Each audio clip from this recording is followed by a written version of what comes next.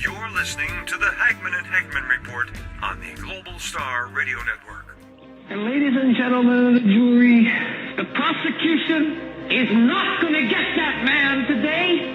No, because I'm going to get him.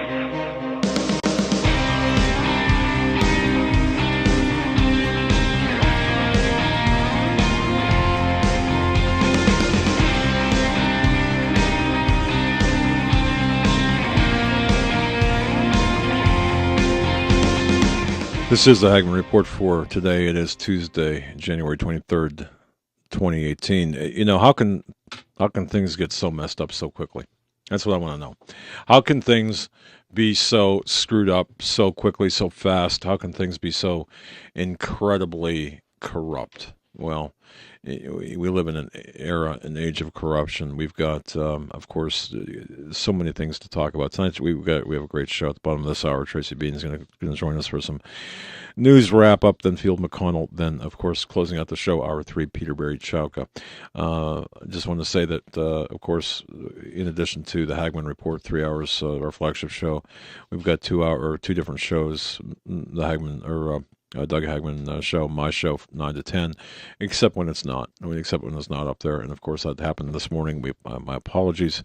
The archive is up there, and I would recommend listening to that.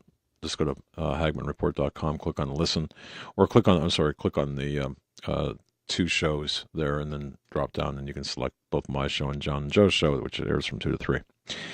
I want to thank everyone for helping us too, joining Patreon. Thank you so much for your support. We are moving forward with a lot of changes, a lot of good stuff to bring you the news. And in the news today, of course, you've got open talk of secret societies within the government. Now, I know, don't even, just don't. Yes. There's talk of that, but, you know, to try to equate that with what the real secret societies are, of course, it's a non-starter. But just very quickly, I want to mention this: you've got corruption right up to the periphery of every aspect of our government, even today, even with Donald Trump in office, and especially with Donald Trump in office, not because he brought it, but he's trying to root it out. And I think those around him are perhaps not hitting the mark right, but you've got you still have the corruption within our government, and I have it. It's amazing because I think that people are expecting this to be everything to change overnight. It's not going to change overnight. Before I turn it over to open this up with Joe, I want to just mention one thing. Andrew McCarthy has a great piece in National Review. Now, no matter what you think of National Review, I'm just going to keep my opinions myself on that.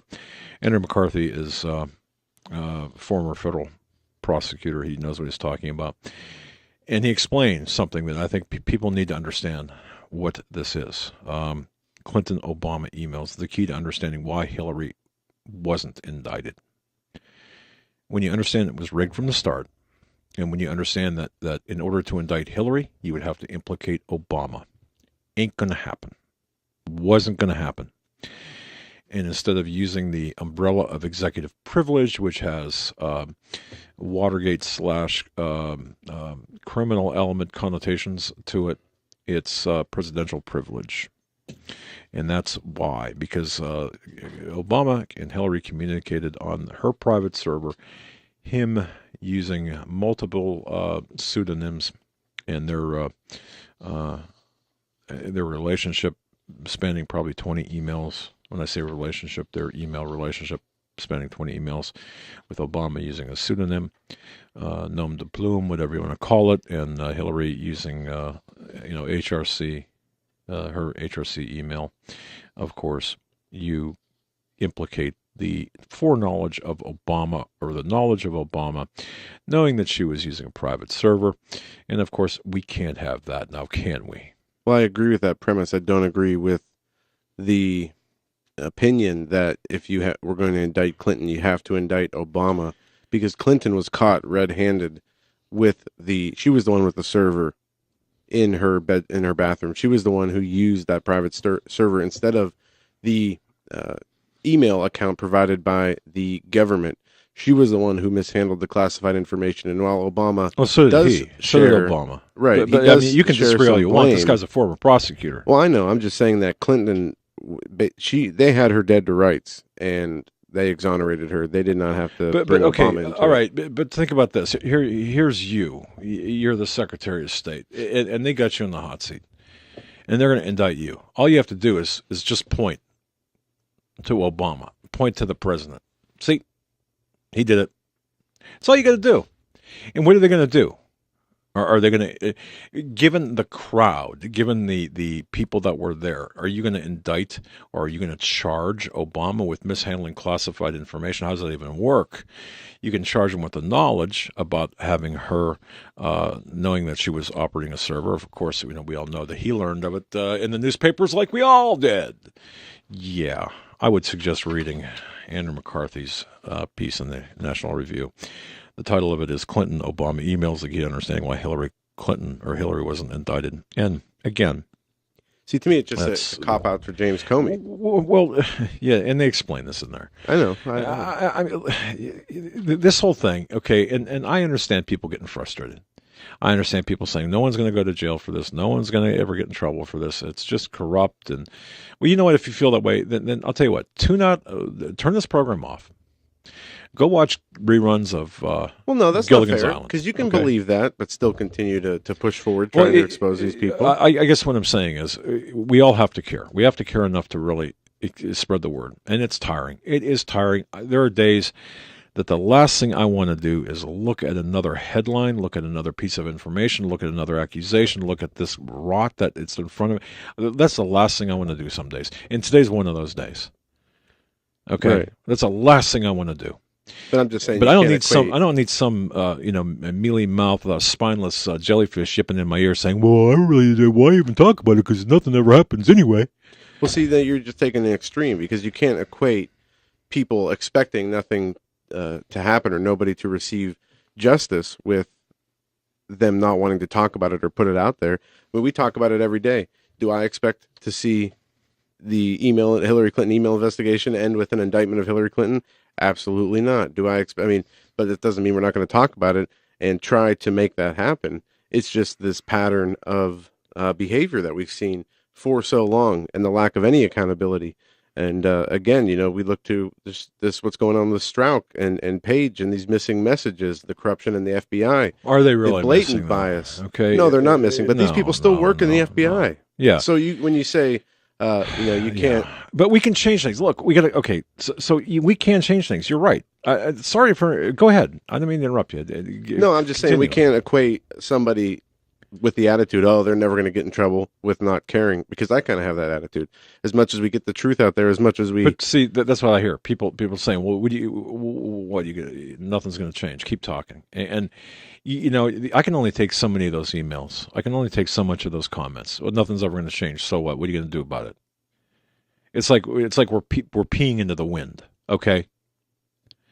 Seriously, but this is the biggest scandal in U.S. political history. Yes. So we're only at the very beginning. If this was a Christmas present, we haven't even taken the bow off yet. So there's still a long way to go here. But holding out hope that Hillary Clinton's going to be perp-walked or indicted, for me, that's something that is wishful thinking at this point in time. But more information it could each very day well happen, but not in the time frame you all want it to happen. Go ahead. And what's really interesting here is this battle in the media, the dynamic between the White House and the mainstream media. We've seen the just constant attacks on Trump since he was announced his candidacy for president. And then really after this fake news awards that we saw just a few weeks ago, where he wasn't making anything up. He only pointed out the media's misreporting and their deceit and dishonesty, and put it together in one piece of paper and showed it to them. They took real exception with that. So you see this huge disconnect now where they're CNN, ABC, NBC, nobody's talking about, this release, the memo. Nobody's talking about the missing messages or the absent messages. Nobody's talking about the conspiracy against Trump and the FBI and DOJ. what are they talking about? They're talking about some alleged potential payoff that Trump may have had with some porn star 20 years ago. They're talking about Stormy, whatever, the right? government shutdown in DACA. Yeah. And it is, they hate Trump so much. Even if it comes out that this biggest attempted coup in American political history is proven, I have a hard time believing that they're even going to cover it then. Well, we could have a revolution and CNN wouldn't cover it. Why doesn't Jeff Sessions hold press conferences, detailing, this no stone unturned instead of he issues, a publication Get him on piece the phone. of paper? Let me talk to this. Let me talk to this idiot. Wouldn't they have to Let me cover talk to it? him. If he did a press conference at the networks would have to cover it. If Trump called a press conference and detailed this, they have to cover it. But by them, staying silent or staying in the background with this, it's not getting out there. All right. Well, that's true. And I like that reference to, somebody just sent me a reference to Kelly's Heroes. Remember that show, that movie, Kelly's Heroes? The Donald Sutherland, all those negative vibes, man. What's with the, stop the negative. It was funny. You have to see Kelly's Heroes. And what about Strzok? Well, wait a second. Let's address this memo. No memo was released today. No one's got this memo except the House of Representatives. It's in the SCIF within the House of Representatives. And that's 4 pages. It does not reveal sources and methods. It reveals piss poor sources and crappy methods, and it reveals the fact that you had the FBI and the intelligence services agencies against Donald Trump. Now, here's how this memo plays out. Here, very simple. Okay, there was a 99-page memo release. Yeah, nobody watches my videos. I showed that video, or I showed that memo. I held it up like this and said, "Here, look, I've had that for a week." We have to make the distinction. I've been getting a lot of emails with this 99-page memo. This is not the memo that the House Intelligence Committee has put together. Oh my word! It was that 99-page. It was an audit from 2017, April 26, 2017. I talked about it in one of my videos. If no one watches my videos, then why should I do them? See, that's the same excuse you're going to use for not doing anything. That's the wrong way to do it. But here's the bottom line. 4-page memo, Joe. It's in the House of Representatives. It's classified. House gets together. Everyone's read it except the Democrats who want to deny reality. All right? So they read it. They take a vote to declassify it and then they release it. So that's the process. Okay, it's by majority vote, declassified, or they vote to release it. Then it's sent to the desk of the president, and he has 5. Count them: 1, 2, 3, 4, 5. 5 days. I don't know how many times I've got to explain this. 5 days upon which to sign off on it, or say no, and then cross out stuff. If he signs off on it, then it becomes public. That's how the system works. Vote, release to the president, signature, release to the public. Any questions? We're going to have a test on this at the end of the show. No one's got the memo. How many emails? How many hundreds of emails did I get? Did you hear? The memo's been released. It's like, oh, really?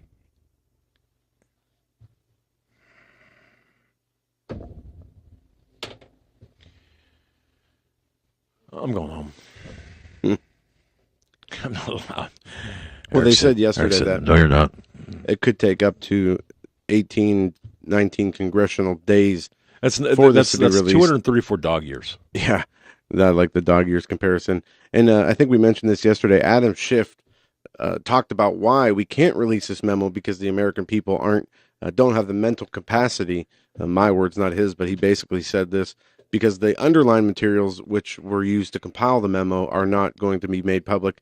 There's going to be some bias, is what he said, and the American people, along with the Russian bots, don't have the mental capacity to understand what's in the memo, so it should not be released. But let's talk about this. Let's from the memo to what we have seen with these text messages that have come out. But by the way, the pieces of the memo, what the intelligence that made the memo, I do believe people have knowledge of, and that's what you heard on InfoWars, okay? The knowledge of what went into the memo, not the memo itself. So I don't know. I don't know where the disconnect was. I don't care. I'm too busy to really try to figure that out. Go ahead and finish what you're saying.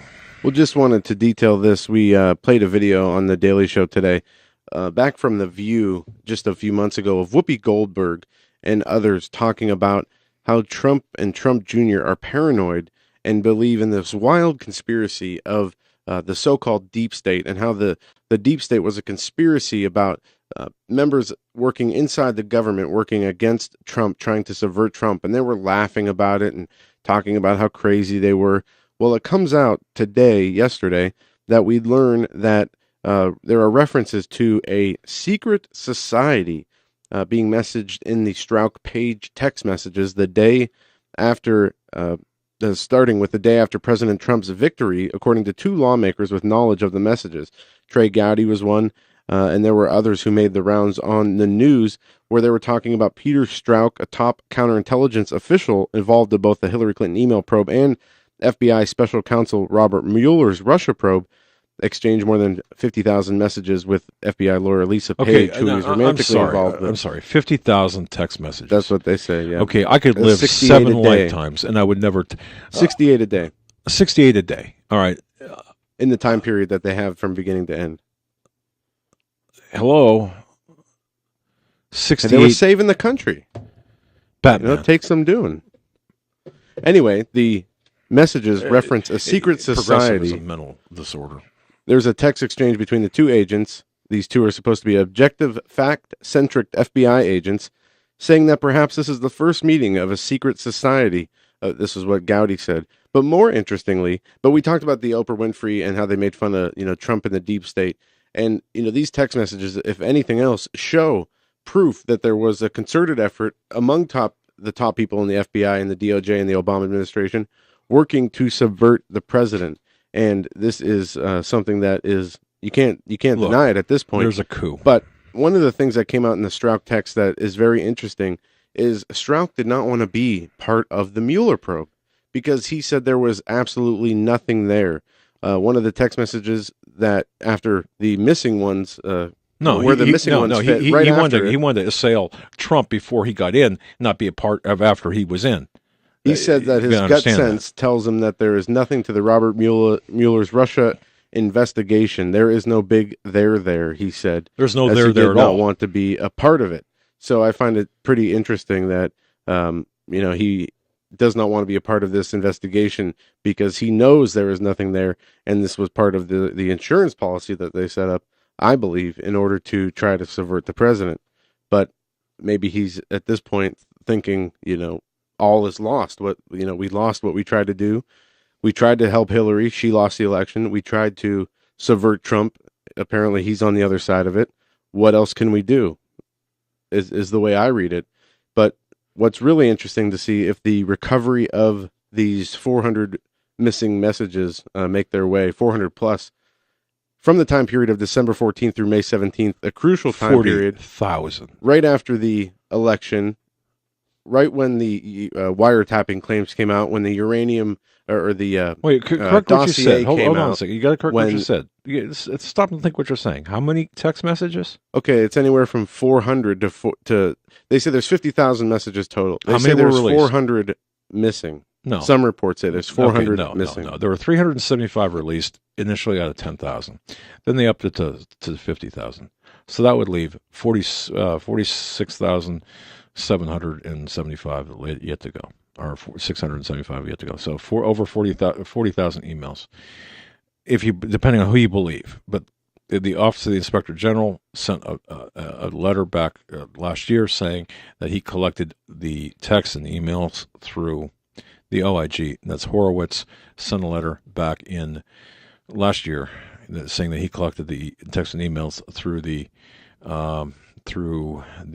I'll just say the last quarter of the last year, and I'm not exactly sure, that the date is not certain, but nonetheless, that would have covered the time when he would have been able to get the email. So you either believe Horowitz, the OIG, and he was mistaken thinking he got them all, or you believe Horowitz, he did get them all, or you believe what you're saying from your reports from these people. Go ahead. Well, either way, the text messages are from a very critical period from after Trump's election to just after the Mueller special counsel was appointed. And it is missing time from when the wiretapping information came out, when the dossier came out, when Comey was fired, and when Mueller was hired. All those events are in that missing time gap. But what is going to happen? Jeff Sessions said that he's going to leave no stone unturned, and they are going to try to recover What does the that missing look like? messages. Now, here's what I want to know. What's it going to look like? What is Jeff Sessions not leaving any stone unturned going to look like? I want a picture of that. Seriously. Wait, it'd be something like this.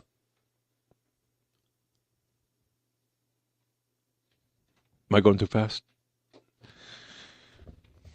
He was questioned today by Mueller in the Trump-Russia inquiry. Mueller interviewed Sessions for several hours. Now, this was last week, but the news is coming out today. And the special counsel reported to be negotiating an interview with the president. But Sessions was interviewed by Robert Mueller as part of the investigation into the Russia meddling, a Justice Department spokesman said Tuesday. So he's been busy. Look. Several hour meeting last There's been week. a coup. There's been a coup. The coup is still going on. And no one, except a very few people, hardly anyone is reporting on it. CNN is not reporting on it. The mainstream news is not reporting on it. Even the majority of Fox News is not reporting on it. Hannity is. Ingram to a point is.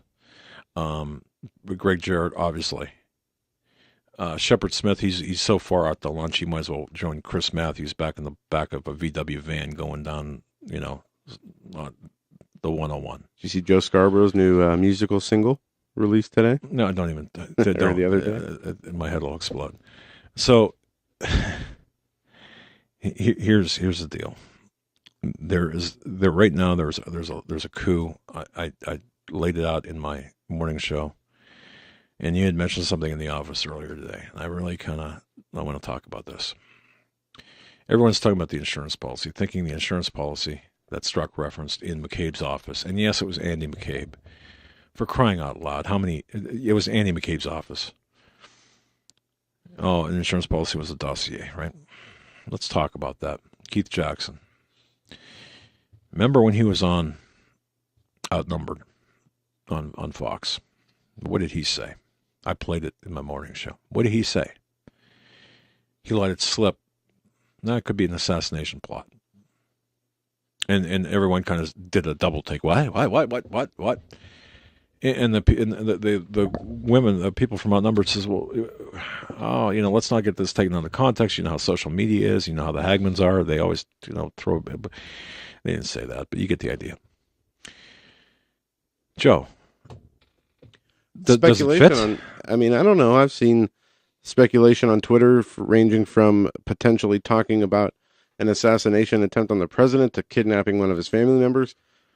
It doesn't matter. It's all speculation. We don't know what those text messages say. Until then, they could have said anything. We could sit here and debate or speculate that, they talk about having Hillary Clinton as the head of their coup and installing her as the supreme leader after they take out Trump. They could literally say anything. But the fact that they're missing is a huge problem. It's so convenient how when documents are, subpoenaed and things are being investigated, like the 33,000 Hillary Clinton emails that magically disappeared into thin air, the Lois Lerner communications that disappeared for a few years. Now these, 50,000 or whatever many text messages that implicate senior FBI officials in a plot to take down the president of the United States goes missing. The FBI, unless they have a public cleaning of house, firings and prosecutions, very public, they're never going to regain the credibility of the American people, which does a lot of damage to the 99% of the other FBI officials and employees who, do a good job and love their country and try to make it a better place each and every day. These people at the very top of the FBI have ruined it for the rest of them, and there is no credibility left unless they have a very public house cleaning. and that needs to be done soon.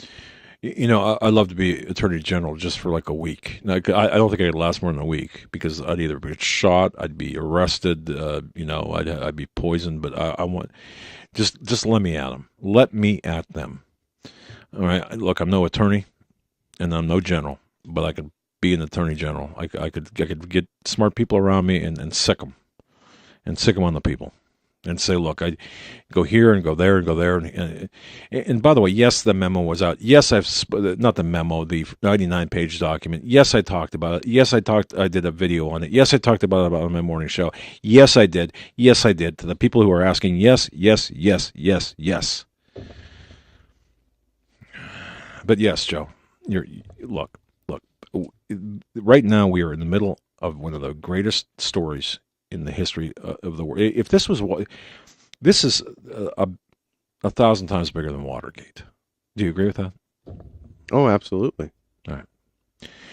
This is the deep state that Kevin Shipt spoke about, the shadow government at work.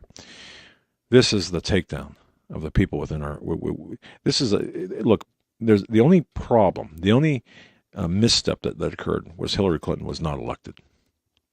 And they fully expected her to be elected because all of this would have gone away. All of it would have gone away, and it would have been just nothing but, conspiracy talk that we would still be talking about, except we wouldn't have the backing of Fox News, for example, Sean Hannity. Or we wouldn't have the backing of some Devin Nunes. We wouldn't have the backing of some of the House Intelligence Committee and Senate Judiciary Committee. Sorry, if I took up more time than I should have, I'm sorry. Go ahead.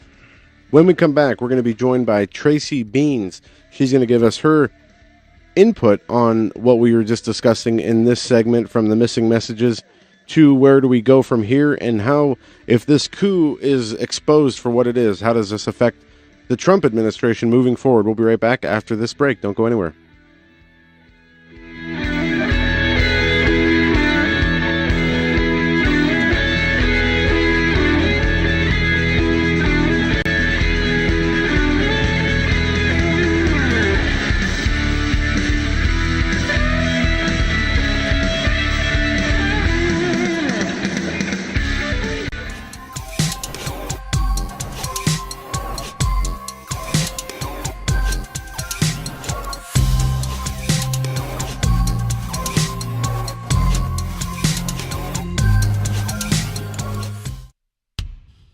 Reporting on what the mainstream media won't, you're listening to the Hagman and Hagman Report on the Global Star Radio Network.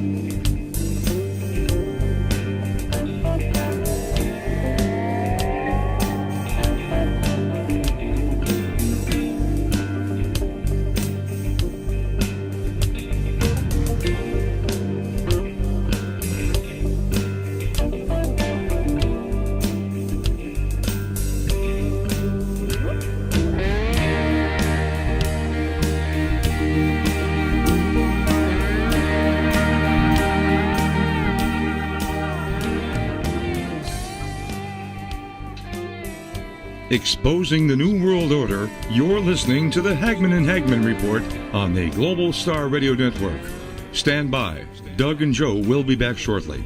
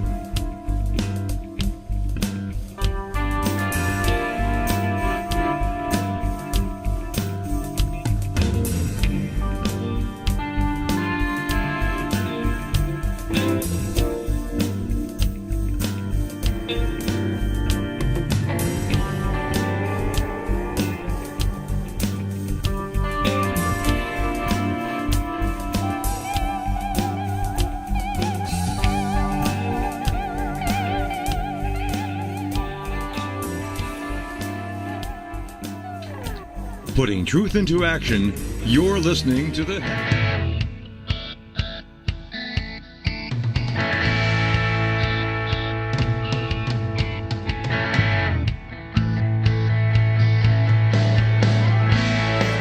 Welcome back to this Tuesday edition of the Hagman Report. We're going to be joined by Tracy Beanz in this segment. Just real quick to clarify what Attorney General Jeff Sessions announced yesterday.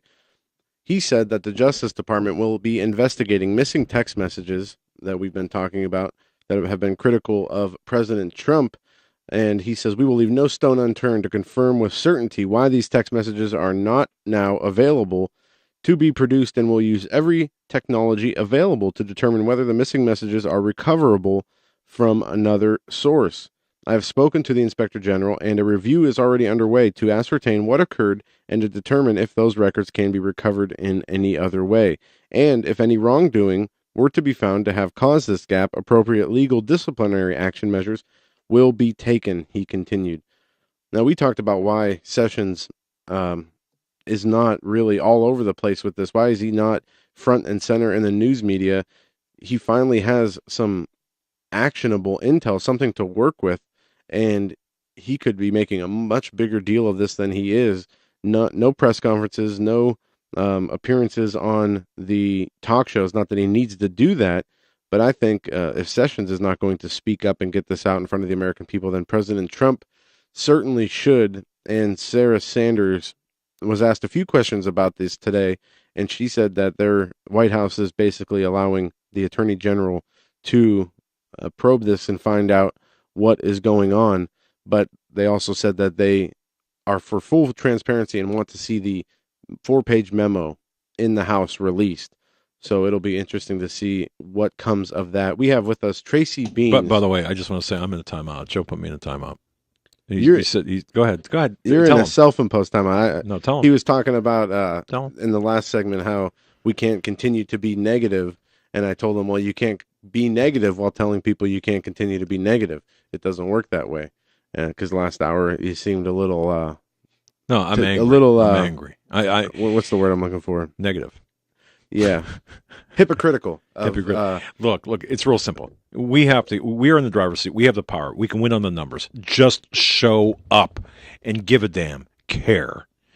Call the representatives. Say, you know what? I'm a constituent. Release the flippin' memo. All right? There are websites where you can basically sign your name, your address, and your email address, and it will send an email to the White House, to your senator, to your local congressional representative.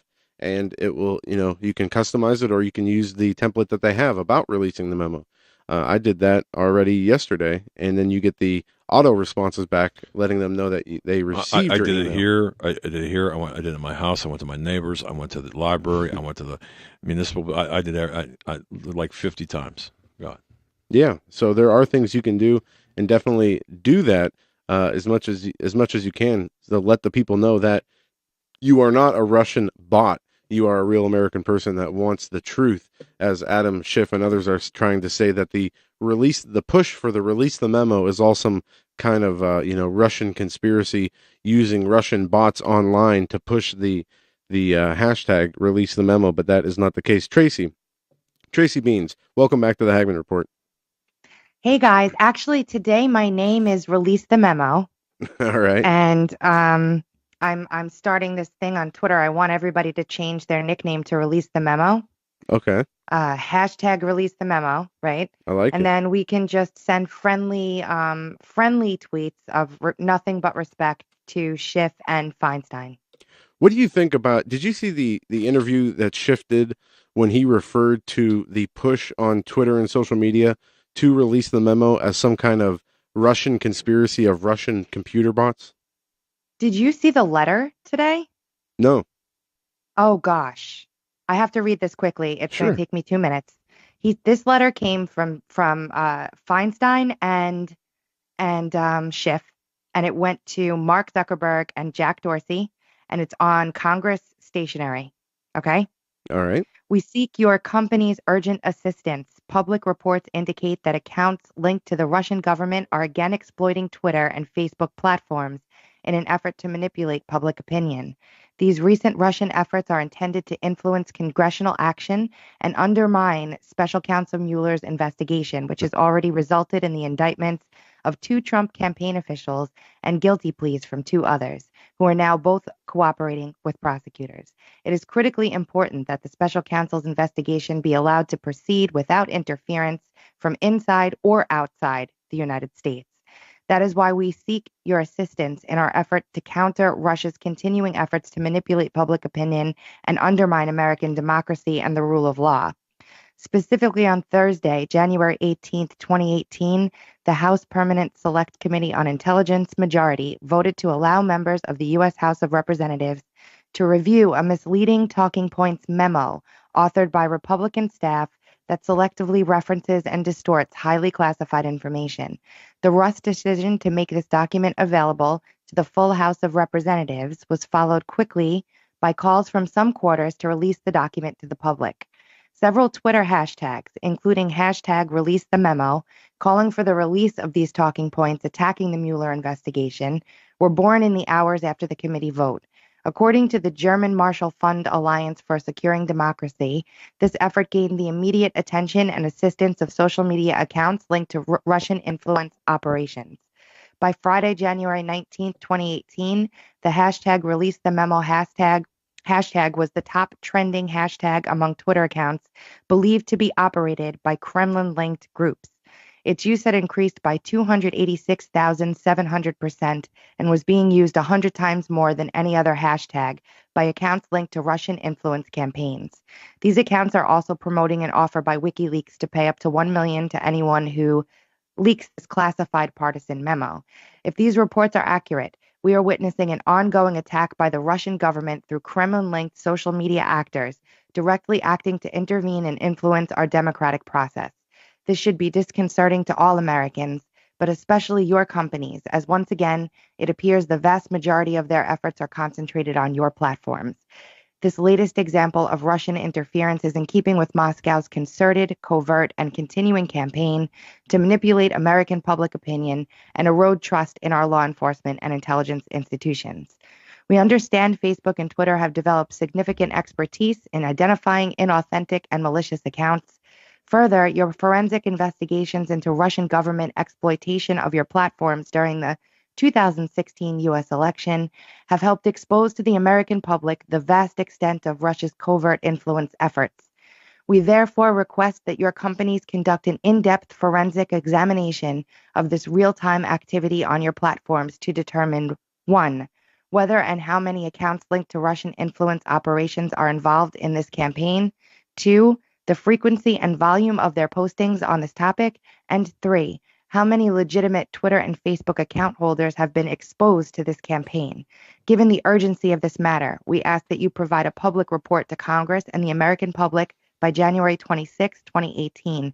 In addition, we urge your companies to immediately take necessary steps to expose and deactivate accounts involved in this influence operation that violate your respective user policies. That sounds about right, Tracy. And I don't know, I'm sure you received an email as well from Twitter, and I'm looking for the one Jackie sent us that we got.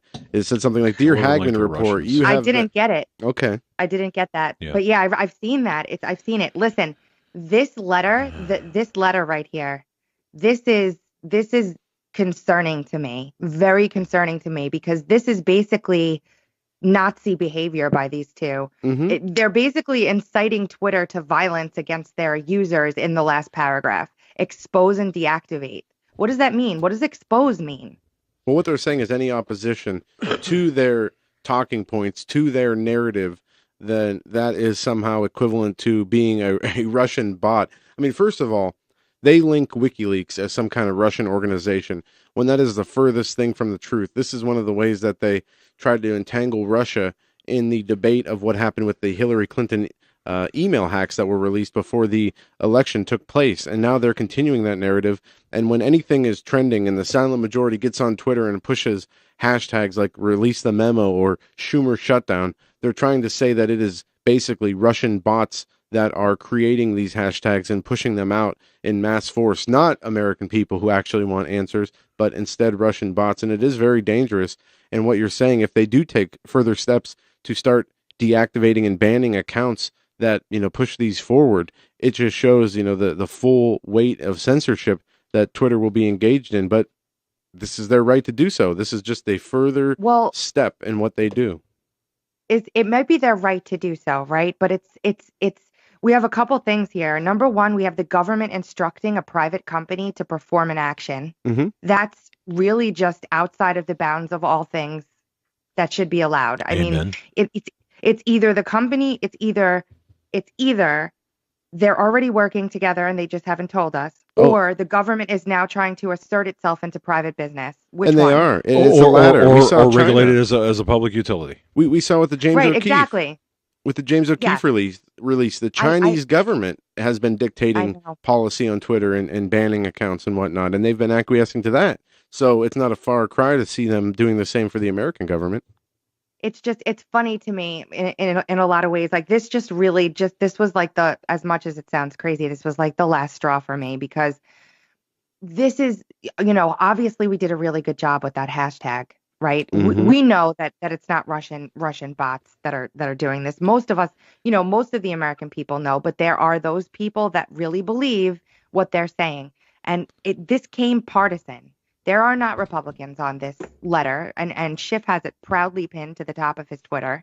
This letter came from two Democrats. How ironic is that, by the way? Just think about that for a second. And in the article from The Hill, a source familiar with Twitter's analytics said the hashtags appear to be organically trending, not the result of Gab AI. Gab AI. There you go. Go ahead. Well, yeah, I'm on Gab already. Absolutely, Tracy Beanz. But, the thing is, it's funny because this letter, they speak as though it just illustrates everything. This is just the illustration of everything that we've been dealing with over the past gosh knows how long, right? The letter cites the media as their basis for the facts that they're spewing out. But who controls the media? So it's just one big cluster of these people, these horribly tyrannical, disgusting people who, I don't know, they know this isn't true. That's the thing that, it's not like they're like the average CNN person that feels like this stuff is true because they're programmed, right? These people know this stuff is not true. They know it. So it just tells you how scared they must actually be to pull something like this. Yeah, absolutely they are. What I mean, and what are they scared of? Do they know what is in the content of those missing text messages? Are they really afraid of what is in the 4-page Devin Nunes FISA memo? Are they afraid of what they the behavior they engaged in, trying to undermine Donald Trump? And I think it's all of the above. And then on top of it, you have a media who is not only neck deep in this conspiracy, but they're continuing to push to undermine Trump. And it is just this coordinated effort among media and government and Hollywood and the top leaders in business and politics and industry that have actively engaged in this conspiracy to overthrow an elected president. Yeah, and I think, we need to obviously stay very calm and focused and steadfast in what we're trying to accomplish here, which is getting the truth out. That's really all we want, is for the truth to come out. But we need to, just stay. It's so easy to get very frustrated and angry. I mean, I was just all day today. I was revved up about this. This really just bothered me. But that's exactly, I think there's a lot of a double kind of psyop thing going on here with this thing, because I'm going to pick you up and we're going to go out shooting. How's that? Please make the drive. We'll go right now. All right, I'm ready. We need to do it. I'm going to get my dirty, hairy gun out and we're going to go shooting. I'm sorry, Tracy, go on. That's okay. No, I think it's like a double. They knew we would react this way. So I'm now I'm reacting, and I'm trying to pull my little social media snafu here for them and let them just get a little annoyed. We called their offices all day long, all day. And they hung up on me when I tried to tell them that I was an American.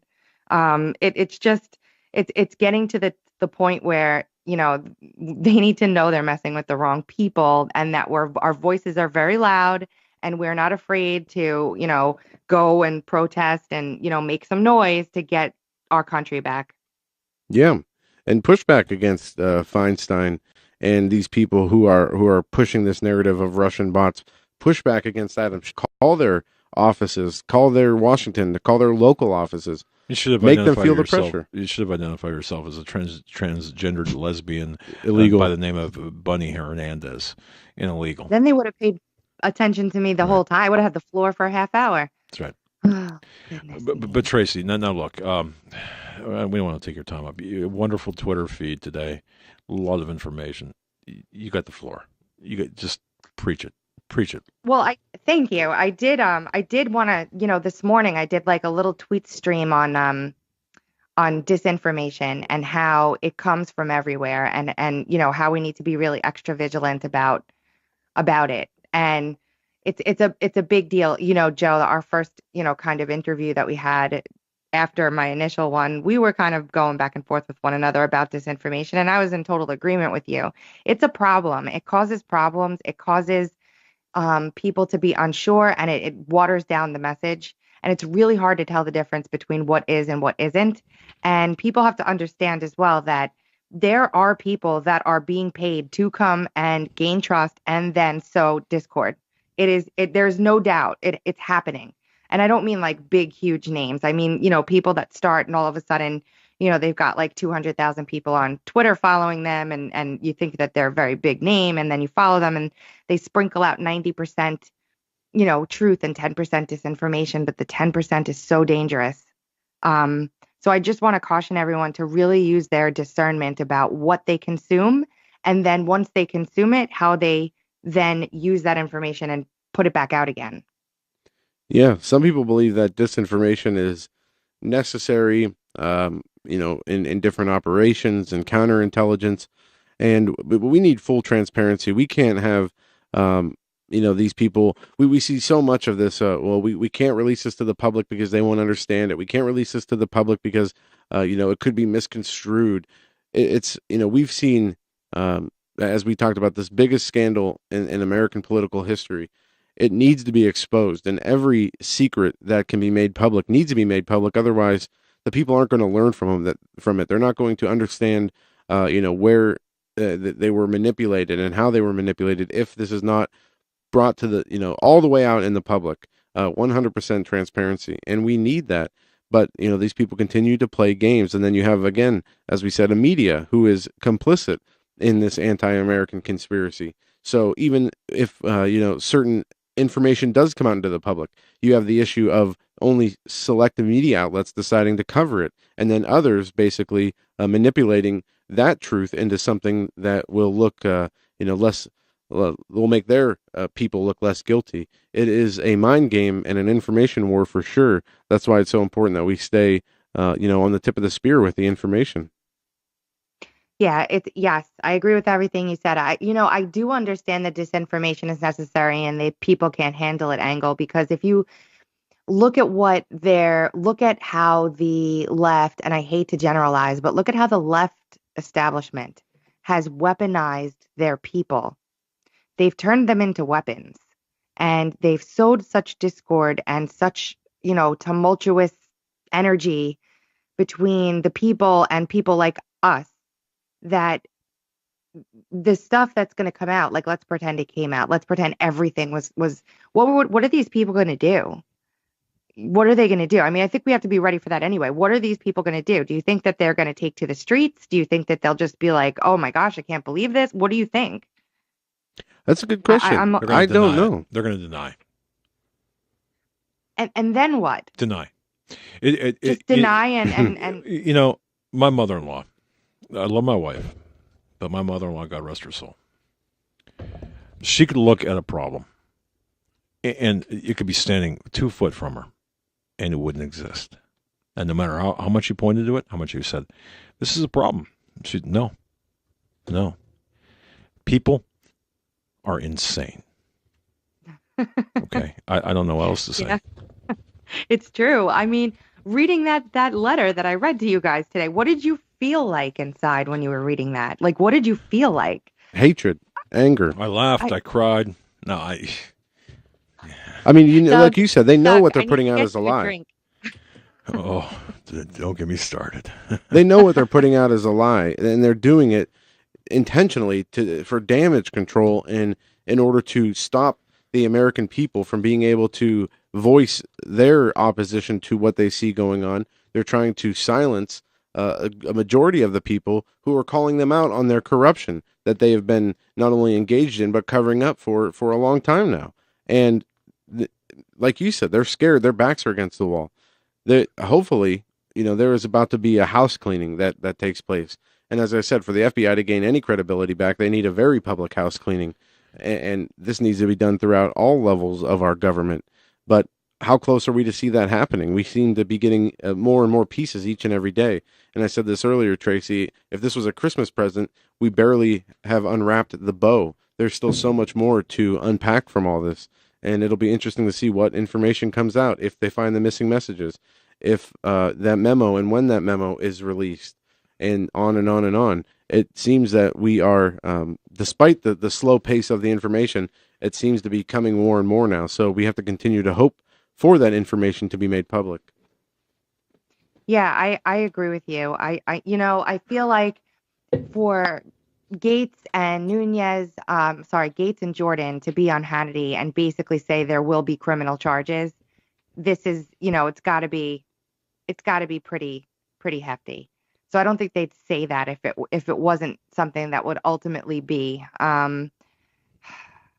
Rybicki left, I believe, but it was supposedly it was scheduled that he would be leaving under Ray. It's gonna be a really hard period for people that aren't ready for it. That's all. I mean, it's something our country needs to do. We need to heal and we need to cleanse this nonsense and try and fix it and move on, and start over and do it the right way and put better protections in place. And the list goes on and on and on. But it needs to happen. It cannot continue this way. It just can't. This is over the top. Like, I feel like I'm in a crazy movie every day. Every day. Where does this where does the latest developments on these text messages leave the Mueller investigation? Is there any way Mueller can bring a charge against Trump that does not look like it is part of some bigger plot? All Trump has to do is just talk to Mueller. Period. Go ahead. Yeah, I don't think that there's, at this point, I mean, the guy didn't even want to be on that investigation. He was like, no, it's not worth it for me. There's nothing there. We know there's nothing there. I don't even want to do it. Like, that's why I'm still 50-50 on it. We'll have to see what happens. Well, I mean, Mueller he couldn't have been working this whole time. Like, Doug and I, we butt heads about this, but hey, well, you know what? Look, anything's possible. And I respect your opinion. Believe me, I respect your opinion, and I'm open to listen to it. But here's what I think. I think if Donald Trump talks to Mueller in any way, shape, or form, I think it's a mistake. A huge mistake. Because it is. He's getting bad legal advice. He's got no reason to talk to Mueller. He should give Mueller the middle finger, proverbial. Publicly. And by the way, Tracy, we're going to forgo the top of the hour break. We're going to keep you a little longer, just because we love you that much. Okay, so. Well, I love you too. Thank you. Right. That's really nice. So. Wow. By the way, here's the cover page of the 99-page audit that was referenced so many times today. It's not a memo. It's not 4 pages. It's 99 pages. Go ahead. Okay, Tracy, to you. I talked about that too. I had to. See, that's the thing. It's like, oh goodness. Everybody asks me all the time, how come I'm not doing breaking news, right? Well, first of all, I can't do that right now. But second of all, I'd rather not be first. I'd rather be right. I would rather be right than first. That's just the way I look at it. Like, I'd rather wait and like pensively pick up details and crumbs from everywhere and then make a decision than rush to judgment and be wrong. And that's a very good way of doing it. And you're on the money with many things. And I can't say even your speculation is well reasoned. So respect you for that. Thank you. The one thing I wanted to ask you, and this is the only question I have for you, and I'll turn you back to Joe. Do you think that the talk of the insurance policy, it's always been considered to be that Steele dossier? Keith Jackson from the pundit, conservative pundit, was on Outnumbered some time ago, and he said, who knows? It could be like an assassination kind of take Donald Trump out permanently kind of plot. or against his family also. Or it didn't have to be nailed to the Steele dossier. And I played that on my morning show. What he said, and I'm thinking, what do you think? I guess that was my question. What do you think? I heard your show. I thought it was fantastic. I really, you know what? It's not outside the realm of possibility. Look at how Donald Trump Jr. got rid of his Secret Service detail. There's been a lot of weird security things that have gone on inside the White House, the renovation and, all kinds of stuff. So would you really put it past these people when they're that desperate to look what's happening? They weren't able to do it, obviously. And look what's happening now. Their whole world is going to blow up. So when people get desperate, they do stupid stuff. That's very true. Yeah. And who knows? But I do know that please tell me you remember Watergate. You don't have to, but just shake your head, nod your head, yes. Okay. I mean, I know you don't. I do. 18 pages, 18 minutes right. of phone conversation, of tape, of White House tape, right? Gone. And what happened? Yeah. I mean, I lived through Watergate. I remember the hearings, and I was, younger, much younger then, but I remember this. And I remember the entire country being fixated on how important this was. And today, people just don't appear to care. And I see a lot of people who care. I see a lot of people who care every day. Lots. That's another reason why I think they can't pull off the what they may have been planning to do, because we would all know. It wouldn't be swept under the rug. It wouldn't be an accident. All of us would be like, what? And we would know immediately. And they would be in a lot worse of a position then, I think, than they would doing it this way. So. Okay. You give me hope in an otherwise gloomy day. So, Tracy, when do you expect the memo to be released? Do you think that'll happen in the next few days, the next few weeks? And then what do you expect the next steps to be after the release of the memo? I don't think they can hold this memo till the 19th of March, because that would be 19 congressional days. Sometime mid-March would be 19 congressional days, like they said. I think they're not going to have a choice but to release it a little sooner because of the public pressure, which we have to continue to put on them. But we still have to make sure they do it the right way. And I'm seeing the time, so I'm not going to talk much longer. But we have to make sure they do it the right way, because one mistake, one foible, one step outside the right pathway, and this thing, would be diminished. They're seizing on any opportunity to make it less than what it is. So we've got to do it the right way. And once that comes out, I have to assume that by then they'll have grand juries and or indictments ready. I can't see them prolonging that for too long and giving them too long to cover their tracks. Let me ask you this, Tracy, and this is obviously just your opinion and based on what happened. Say we see some people fired, some people prosecuted, and say this conspiracy against Donald Trump and the subversion that was attempted against Donald Trump comes into the full view of the public, where we have, the media can't ignore it. What do you think this would do to the Trump agenda, Trump presidency moving forward? Oh my gosh, guaranteed 8 years, guaranteed. If not, 16 or 20 after that comes out. Not him, obviously. And I think he'd actually be able to execute on stuff. People might actually shake themselves off and be like, okay, let's do this. Let's fix this country. But, this is all going to be going on behind the scenes for a very long time. This isn't going to be something fast. So I think he's guaranteed to win next time around. I honestly believe that anyway, but that would seal the deal. He would have been executing on his promises. Every one of them. Yeah. And it would, show, if it does come out, it will show the amount of crimes, political crimes and the weaponization from the surveillance courts to just the hatred and what he was up against, and still prevailed and came out on top and is winning with his agenda. Isn't it interesting how, Trump talked about draining the swamp, and how so many of what we call these swamp monsters seem to be in self-destruct mode, where all the credibility of the FBI is gone, the credibility of the Mueller investigation is gone. Nobody trusts the media anymore. I mean, they have just turned themselves into a laughingstock. He's not even having to actively do anything. These I people know. are working to destroy themselves better and doing a much better job of it than he probably could ever do in trying to take them down himself. So it's very fun to watch, and it's very frustrating to watch at the same time, depending on the day. Joe, I really love this new version of you we're getting tonight. I N- like it. New Tracy, version. I beat him out of it. Or I beat it out of him. I beat it out I of don't him. know what's different. You're just actually you're good. I like this. It's very optimistic, and it's actually like, you were a little down the last time, and I get it. It's easy to feel that way. So it's just nice to hear you like this. It's good. Well, thank you, Tracy. No, I'll have to go back and listen to the other interviews to see what the difference is. no, see, I'm the Debbie Downer tonight. But Tracy, we got you for another, let's say here, 3 minutes. Okay, so you Great. know what? The 3 minutes is yours. Whatever you want to tell Joe, people. that oh, great. Thank you. I just want to apologize. I'm only kidding. You can't see me laughing, so you can't see that I'm just messing with you. I just want to make sure that that's known. No, okay, that's fine. But Now it's okay. It's fair game to come back. That's all.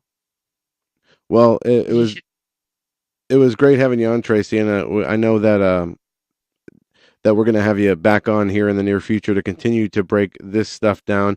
I'd like to bring you back on also for a Q update at some point, as I have been following that, and I do have some issues with some of the stuff I'm seeing, but also it seems like there is more information that's coming out of there, so that might come to a head sooner than later. But we'll have to talk about that on another broadcast. But I just want to let you know that I have been following it and actually reading from the source rather than reading what other people say about it. So, Oh, that's great. I hope that, it might not have changed your mind, but it might have. Not yet. That's fine. Either way is fine. As long as you have the information, you can make a decision on your own. And then I'm happy with that. Can't argue that. So, Tracy, I'm sure that everyone listening knows who you are, but definitely give a plug to your channel and to your Twitter feed. thanks. I love you guys. You're fantastic. It's at Tracy Beanz, at TracyBeanz, and it's also Tracy Beanz on YouTube as well. Thanks for having me tonight, guys. This was fun. Oh, Tracy, Lot you're really somebody to be cherished. You do great work, and we think a lot of you, and I mean that. You're an asset to the citizen investigative journalists. You're an asset, and we really appreciate your work. Thank you. All I right. love you guys. We'll talk soon. Okay. thanks, Tracy. Okay. All right. Bye. Thank you to Global Star. Thank you for allowing us to blow through the network break. Important to hear from Tracy Beanz. Up next is Phil McConnell. Now, you all know Phil McConnell. Joe, I'm going to kick it over to you because I'm going to kick it back. you're going to kick it back. No, Yeah, Phil McConnell was on a few times a month or so ago, maybe 6 weeks ago, and a huge audience response when he comes on, and he talks about AbleDanger.org, by the way. Yeah, abledanger.org. He talks about the conspiracies, the government conspiracies, the deep state, the things that we have been seeing ongoing since 9/11 and even before that, and how things have continued to get worse and worse. And, we seem to be moving closer to this new world order type government. Eric, did you give us a thumbs up? All right. We have with us Field McConnell. Mr. McConnell, welcome back to the Hagman Report. Well, I do feel very welcome here. I want to give you guys some very strong words of encouragement, and I want to be brief because I have a lot of people to identify, but I want to identify myself as someone who's been saved by Jesus Christ. I also want to say that even though there's people who think that I am courageous or busy or all these no, I was just chosen by God to expose evil. And I want to make it real clear with just 3 examples.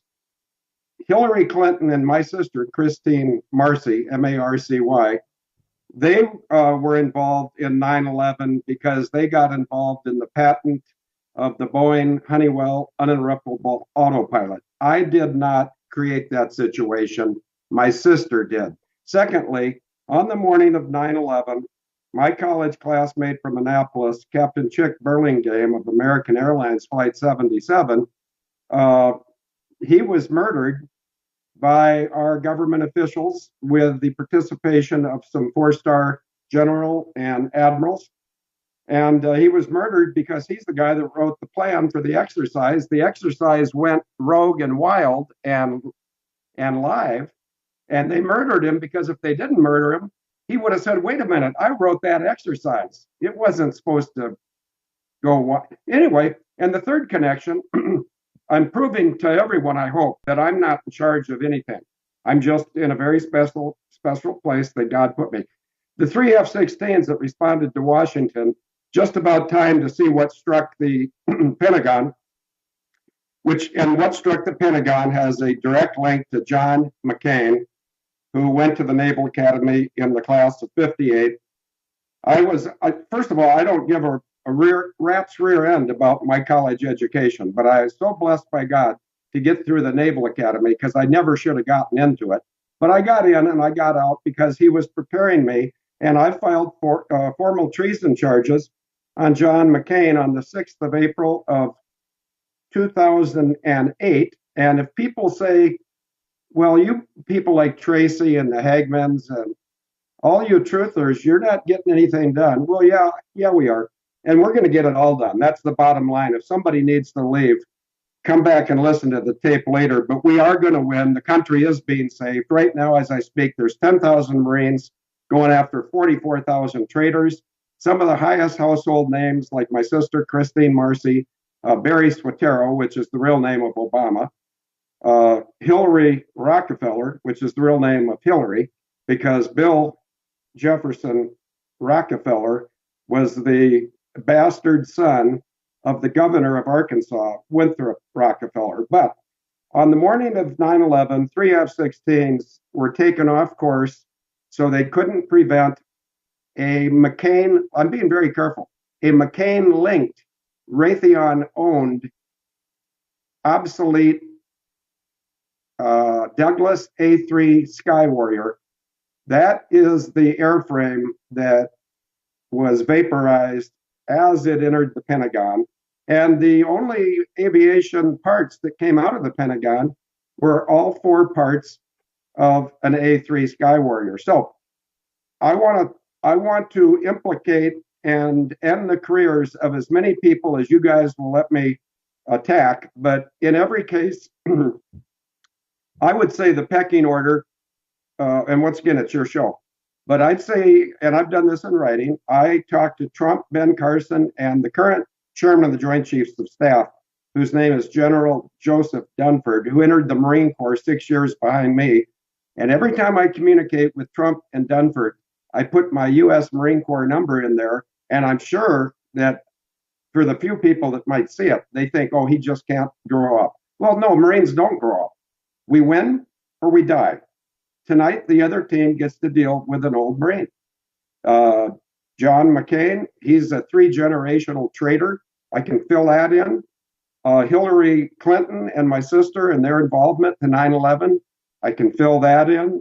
George H.W. Bush, who was intentionally put in a position to look like a hero, and they got 3 out of the 4 letters right. But they have a Z where hero is a good thing, 0. No, George H.W. Bush killed his 2 guys in the back of his airplane in World War II when he bailed out of a perfectly good airplane before he could order them to bail out because he was going to get picked up by a submarine, and they weren't. George H.W. Bush,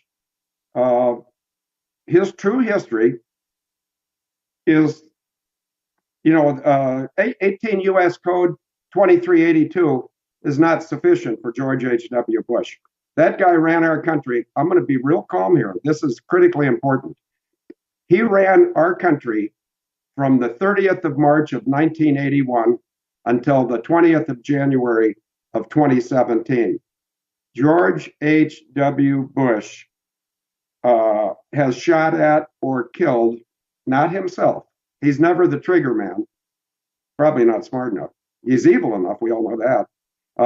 But when JFK died, and by the way, JFK was forced to take a vice president he didn't want, LBJ. JFK and LBJ, along with some household names like Barry Seal, David Ferry, they all participated in killing John F. Kennedy. But George H.W. Bush is very predictable. And he arranged to have Ronald Reagan shot on the 30th of March of 81 so that then he could rise and be the guy actually running the country. And Ronnie was just up there talking about 20 Mule Team, Baraxo, and the Death Valley days. Well, George H.W. Bush, you were in the Navy and you met Marines. I bet you never engaged one, but you're engaged with one now, and you're going to lose, pal. My sister, Christine Marcy, evil number 2. George H.W. Bush, evil number 3. John S. McCain, chump change. But he's evil. If you take a look at his face and his health, you can see the inner peace that he does not possess. Behind me, there's a book that's all about peace, and I'm not plugging the book. In fact, the book, no, but I can't. Every morning I wake up and I read a book sent to me by a lady in Louisiana called Jesus Calling. Well, somebody can look up Psalm 94:16, and you can see what Jesus called somebody to do. And what he called somebody to do is expose evil. So we've talked about my sister. We've talked about G.H.W. Bush. We're going to talk about 3 Clintons. I think I sent you fellows a picture of this aircraft. And could either one, Joe or Doug, could one of you tell me if you guys received this picture before the show? Yeah, I believe we did. Let me look. I think it was either an attachment or yes. That looks familiar. I can barely see it. Okay, yeah, okay. At the end of this show, I'll tell you how the Clinton family used this to kill black people. Now, what I just said was how the Clinton family used this specific aircraft, not one like it, but this one, to kill black people. And but I'm going to hold that for the end of the show. So when you know you're kicking me off, which, by the way, thanks for keeping Tracy on. She's really a champion. And yeah, we did that at the expense of the break field. So no worries. So well, I'm sure whoever sponsors you, if you get the kind of content you're going to be getting, the sponsor's probably going to say, maybe we don't need breaks anymore. But which of these people that I've just vilified, and I didn't get to Obama yet, Barry Swatero, and I didn't get to the FAA administrator, whose name is Michael Huerta, Huerta. But any of those personalities interesting to you? Fire away, brother. Are they interesting? Yeah, keep going. I mean, don't stop. Oh, I'm not. You tell me when to stop. Until then, it's let her rip potato chip. And the reason I'm in the position I'm in, first and foremost and only, is by God. Am I worthy of this? No, I am not. But I'm trying to honor my parents. That's the 5th commandment. My parents are both at Arlington. Of course, they're both in heaven, but their remains are in Arlington. They share a grave, just like they shared a bed for 61 years. I never heard either of my parents lose control of their focus or their mouth. Both of my parents, well, my mother died before she knew for sure how evil my sister is. My father, he knew a day or two before he died. Now I had the blessing of holding his hand as he went to heaven. But a couple of days before he died, in his home at 832 Coachway, Annapolis, Maryland, 21401, I told him, I said, Dad, Mom knew that Chris was a lesbian. Mom knew that Chris was in an arranged marriage. But I said, did you and Mom know who she was working for and what she was doing? And my dad said no. And I said, well, I'm going to tell you everything I know about your daughter until you tell me to stop, which is exactly what I just offered you, Joe. I'll tell you everything I know until you tell me to stop. But when my dad was dying, I explained to him that my sister in 1969 entered the federal government as a bureaucrat. And she was just like I got into the Naval Academy wrongfully because a 4-star general named Hunter Harris lied. He said I was athletic and I was smart, and that was a bold lie. He put it in writing. So I was fortunate to get into the Naval Academy. Had I not gotten there, I never would have been a fighter pilot. Had I never been a fighter pilot, I never would have understood 9/11. And I think the two things that I'm regarded as being fairly accurate about is the flying events of 9/11 and what really happened to Malaysia 370. And am I doing what I want to do? No, I want to go fishing. I want to be with my wife. By the way, regardless of what the chat room people, most of the chat room people in your chat room are really good, but you're going to draw some trolls. But the trolls aren't going to like this. But to prove the value of what I say each and every day with the biggest audience that will have me, and thank you, by the way, for having me a couple of times. I appreciate it. Our country needs it. And let me just tell you, our country is going to be okay. There's at least 4 Marines that are supporting Donald Trump is playing his part very well. And he's got 4 Marines playing their part very well. And some people may not like Marines. I'll tell you who doesn't like Marines is anybody that tries to go up against a Marine. Because when you go up against one, you're going to have to deal with all of us, even the old guys. Which reminds me, yesterday was the 1991. It was the 27th anniversary of the murder of a man that I'm photographed with because we were both recruiting models, if you will, for the United States Marine Corps Aviation Branch. And our photos were on the same page of a recruiting poster in 1974. The other man, everyone knows my name and I have no middle initial.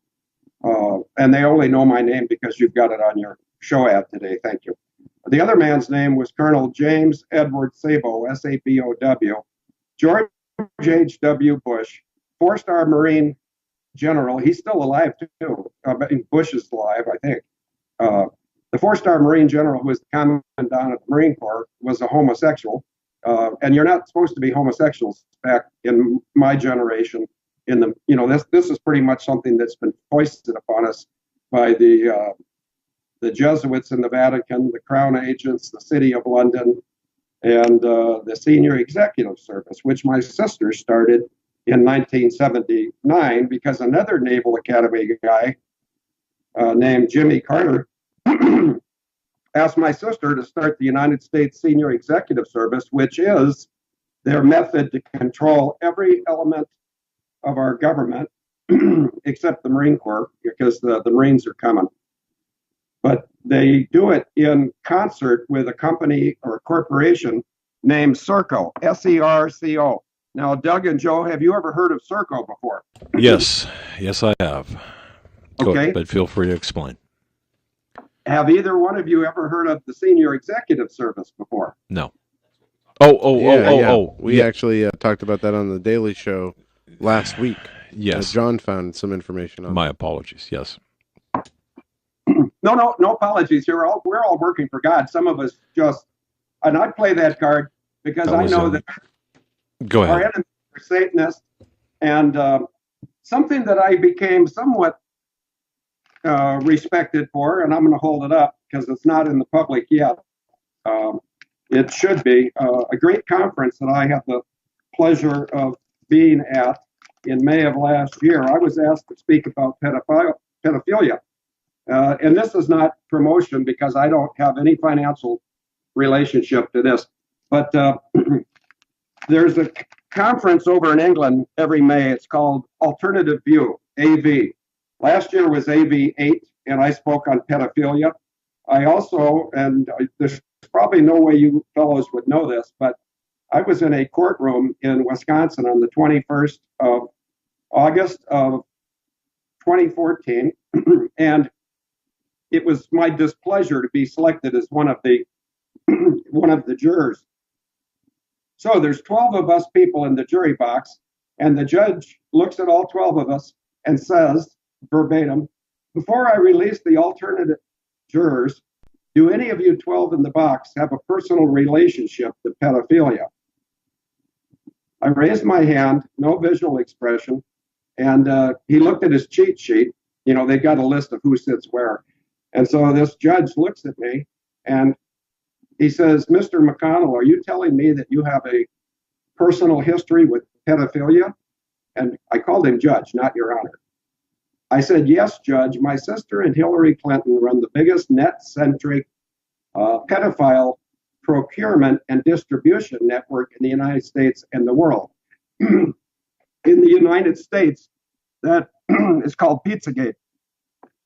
In the world, it's called Pedogate, and it leads right to the Podestas and a lot of other servants in both the UK government and also the US government. And the pedophiles in the US government are on notice that there's people that have their their names because it's a form of extortion. That's why my sister, a hybridophilia lesbian, was recruited by, I believe, by Obama's grandmother. And as pretty much any student of recent history knows, Obama's grandmother died within a couple of days of the election. Now, it's like my college classmate, Chick Burlingame. Why did he have to die? Because he would recognize the plan of 9/11.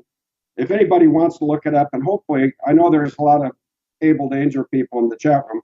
Hopefully, somebody will write this for your chatters.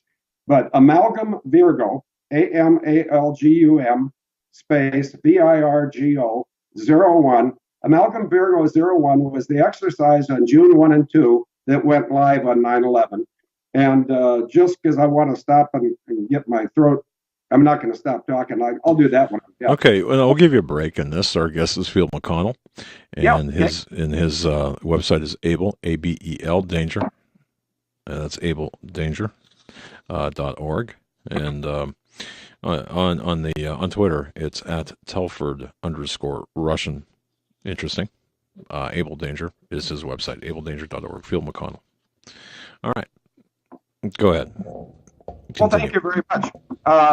I want to say something about the Telford thing, too, as long as you brought that up. I mean, you could keep me on for 3 months straight, and, one thing would lead to another.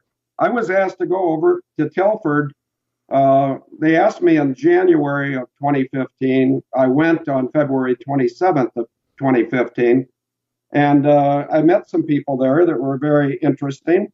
And one of them I refer to as the Telford Russian, and I don't believe I've really ever been 100% honest, only because I don't like exposing certain people.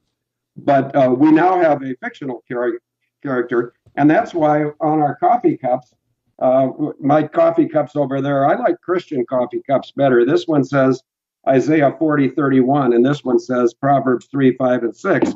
But I met some important people. I think they're important. If you like peace, and you like kindness, and you like love and trust, and you like your country, regardless of what country you're in.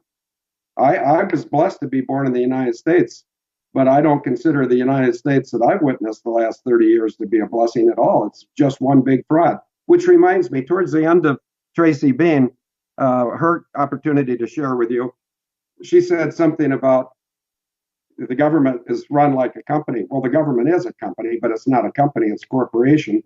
And that's what I think that Donald Trump is challenged by. He's trying to do some very good things, and he is not a politician. And that's good, because politicians like Mitch McConnell, Graham Lindsay, if that's his name, I think it is, John McCain. That'd be Lindsey Graham. Close. Lindsey Graham, Yeah. Thank you very much for correcting me. Chuck Schumer, Chuck Levin,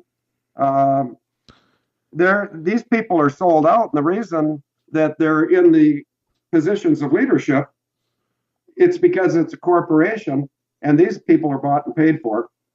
And I think most of your listeners fully understand that, so I won't go there. But a lot of these senior politicians were involved in 9/11.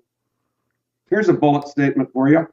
It's my belief that George H.W. Bush profited $1 trillion on 9/11. Now, if that proved to be true, don't you think that many people who vote either R or D, I mean, there's no difference in R and Ds. They're all a bunch of traitors. Right, it's a uniparty. Yeah, I mean, I think people understand it's a uniparty. Okay, you mentioned profiting from 9/11. How so, in terms of that voluminous number? I could put you in touch with someone who may be willing to give you some more. He made, this manipulation of the stock market, things going up and things going down. Right. You have foreknowledge of the attack. And key players at American Airlines and United Airlines were known to have foreknowledge of the attack. And the evidence was their short selling in the week before 9/11. So Right. there were huge profits. And the one thing that I do not, well, there's a lot I don't know, but there are countries that like to abuse the United States of America because a lot of Americans still believe that we're a sovereign country, which we are not. We're a private corporation. But I find this interesting, and I don't want to sound like I'm being negative about any religion or any group of people, or like I'm sold out to any religion or any group of people. For instance, when I retired early from my airline career because I wouldn't be quiet about 9/11, I had the pleasure of being recruited immediately by a Muslim airline. I went to, and I didn't even need a job because I have pretty good retirement. I went over to Kazakhstan and I flew with Muslims around tall buildings. And if anybody thinks that Kazakhstan doesn't have tall buildings, it's not, they're ignorant. It's not, they don't want to know. They've just never seen the skyline of Astana, which is called Astana is referred to, well, now it's the Silk Road, but also the Dubai of the North. Okay, no. Well, why'd you do that? I'm just curious. You didn't have to, so you decided to fly, Kazakh Airlines. Yeah, well, I'm glad you asked that question. I didn't need to go there, but what I'm known for legally, and I put the thing in your chat room, civil case 1:08-1600, parentheses, Rosemary and Collier. As soon as I said Boeing aircraft have an autopilot feature, which renders the pilot in control no longer in control, and you can take that to the bank, suddenly the Department of Justice, who is heavily influenced by my sister, who used to be one of the top people at Justice under Clinton, she and Jamie Gorelick, I believe you've heard that name. Oh, yeah. And they're in the same kettle of fish. Janet Reno, Jamie Gorelick, my sister, and Hillary Clinton, who was not at DOJ, but they were all in cahoots on 9/11 and a lot of other things. My sister's name is very closely linked to the Murrah building, to Branch Davidian, 9/11. And she gets around. Your sister. She gets around. My sister and Jamie Gorelick. I think my sister's more evil than Jamie Gorelick, but that's not for me. That's for God to judge evil. I'm not allowed to. Matthew 7 says we can't, and I don't. But I can see evil, I can smell evil, and I can engage evil. And these women that were sold a bill of goods by powerful men about you women shouldn't be held down any longer. There's too many glass ceilings. We will help you break through. Oh, right. And then they get video of my sister and who knows what. And that's how they get people extorted. Now, I mentioned a while back that my sister probably was recruited at the University of Hawaii. There's a part of the Hawaiian University of Hawaii called the East-West Center, which has a history of looking like a CIA operation, and that's because it is. And Madeline Dunham, I believe that's her name, Mary Swatero, which is sort of Barack H. Obama. But see, my sister got Obama his passport in the name Obama, his real name in high school, and I went to his high school. That's another God thing. I went to his high school. I went to McCain's college, and I'm after them both. And it's not personal. God asked me to expose evil, and I get information all day long. And it's not just good private citizens that send me stuff. It's current insiders of the government, because the senior executive service allows any bureaucracy or any element of the government to be controlled. My sister arranged that, and I'm not proud of my sister. Would I like her to be dead? No, I don't want anybody to die, and neither does Jesus. That's why he gives us eternal life if we ask for it and accept it. But I want my sister to be exposed for the treason. And as I mentioned, there's 44,000 plus people who are going to, at some point, be facing 18 U.S. Code 2382. And I'm just going to stop with opinions and give everybody that wants to Google or search for a fact. The letter that I sent to Ben Carson, to Donald Trump, and to General Joseph Dunford on the 29th of July of 2015, you can find it by searching letter 29 July 2015, Ben Carson, Donald Trump, Joseph Dunford, and my name. So when I say things are facts, and I'm glad you asked me to prove mathematically how GHW Bush profited a trillion. I'm just asking how you figure, not mathematically. I'm just saying how did he make money? For example, it's an assertion. What did he make money on? Shorting stocks, gold, what? I'm just all curious. that stuff. The gold. There was gold removed. There was Right. $2.3 trillion removed. Everyone knows it's removed. Where did it go? But as far as GHW Bush, keep in mind the foreknowledge angle. So he's not only ingratiating himself to countries that want the military might of the United States to be deployed against some targeted group. Well, when you get 23 young Muslim men and put them in 4 airplanes and then claim they crashed them, a lot of Americans who just read the newspapers and listen to the mainstream media are going to intentionally be caused to think that the Muslims or the Middle Easterners are our enemy. No, our enemies are in the Beltway. They're in the Beltway around Washington, D.C. That's one location. They're at the Jesuit branch of the Vatican. They're at the City of London. Now, I think even a lot of your people, meaning your listeners, may not know that the City of London is a sovereign chunk of real estate. Yeah, I think everyone pretty well knows that's paying attention. However, go ahead. No, let me ask you this, though. It'd be pretty hard to deny, and I understand what you're saying. However, it would be pretty hard to deny that that Islam is not at war with the West. You may say, well, they've got a reason to be because we bombed them and what have you, but you can't deny that Islam is at war with the West. I don't think that's what you're doing. I think you're saying, and correct me if I'm wrong, but are you saying that it's bigger than that, right? Oh, it's much bigger than that. Right. Islam is, well, first of all, do you or your son know when Islam was created out of thin air? I mean, the faith. It was roughly 800 AD. Have you heard this before? Well, yeah. I mean, we know the history of Muhammad. And I've got Islam.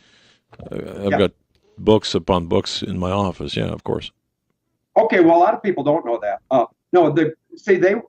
What a certain group of people want is they want continuous war. And if you take a look at the United States alone and see how many years we're almost constantly at war, and we're always lied to. For instance, the war on terror is not the war on terror. It's the war of terror.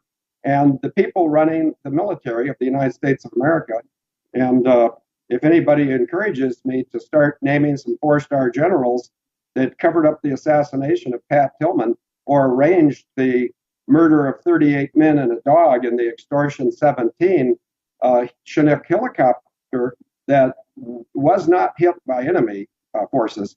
It was hit by the United States. Well, let's talk about Extortion 17. I mean, that's a subject that's near and dear to my heart. I mean, we lost a lot of tremendous assets that should have never happened.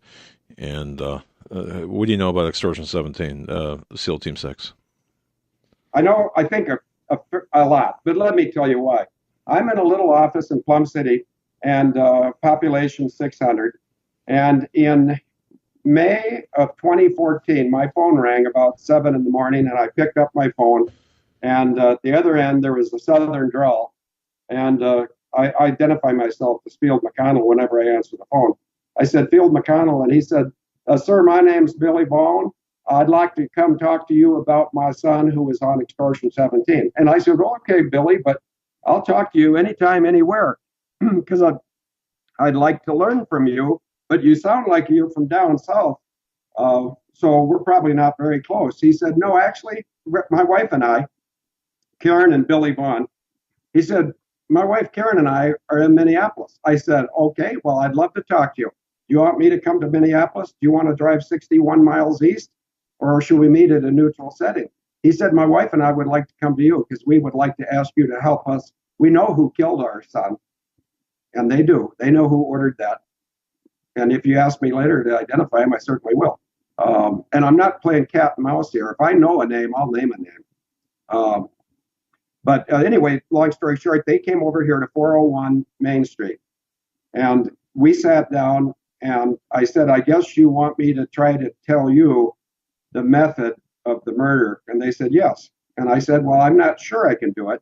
But if you can tell me everything you know from the moment that the helicopter took off to when it came down, I might be able to help you. And just for those people that are anxious, I did help them and I explained it. But here it goes. They took turns. I said, I know this is going to be difficult. I've never lost a child.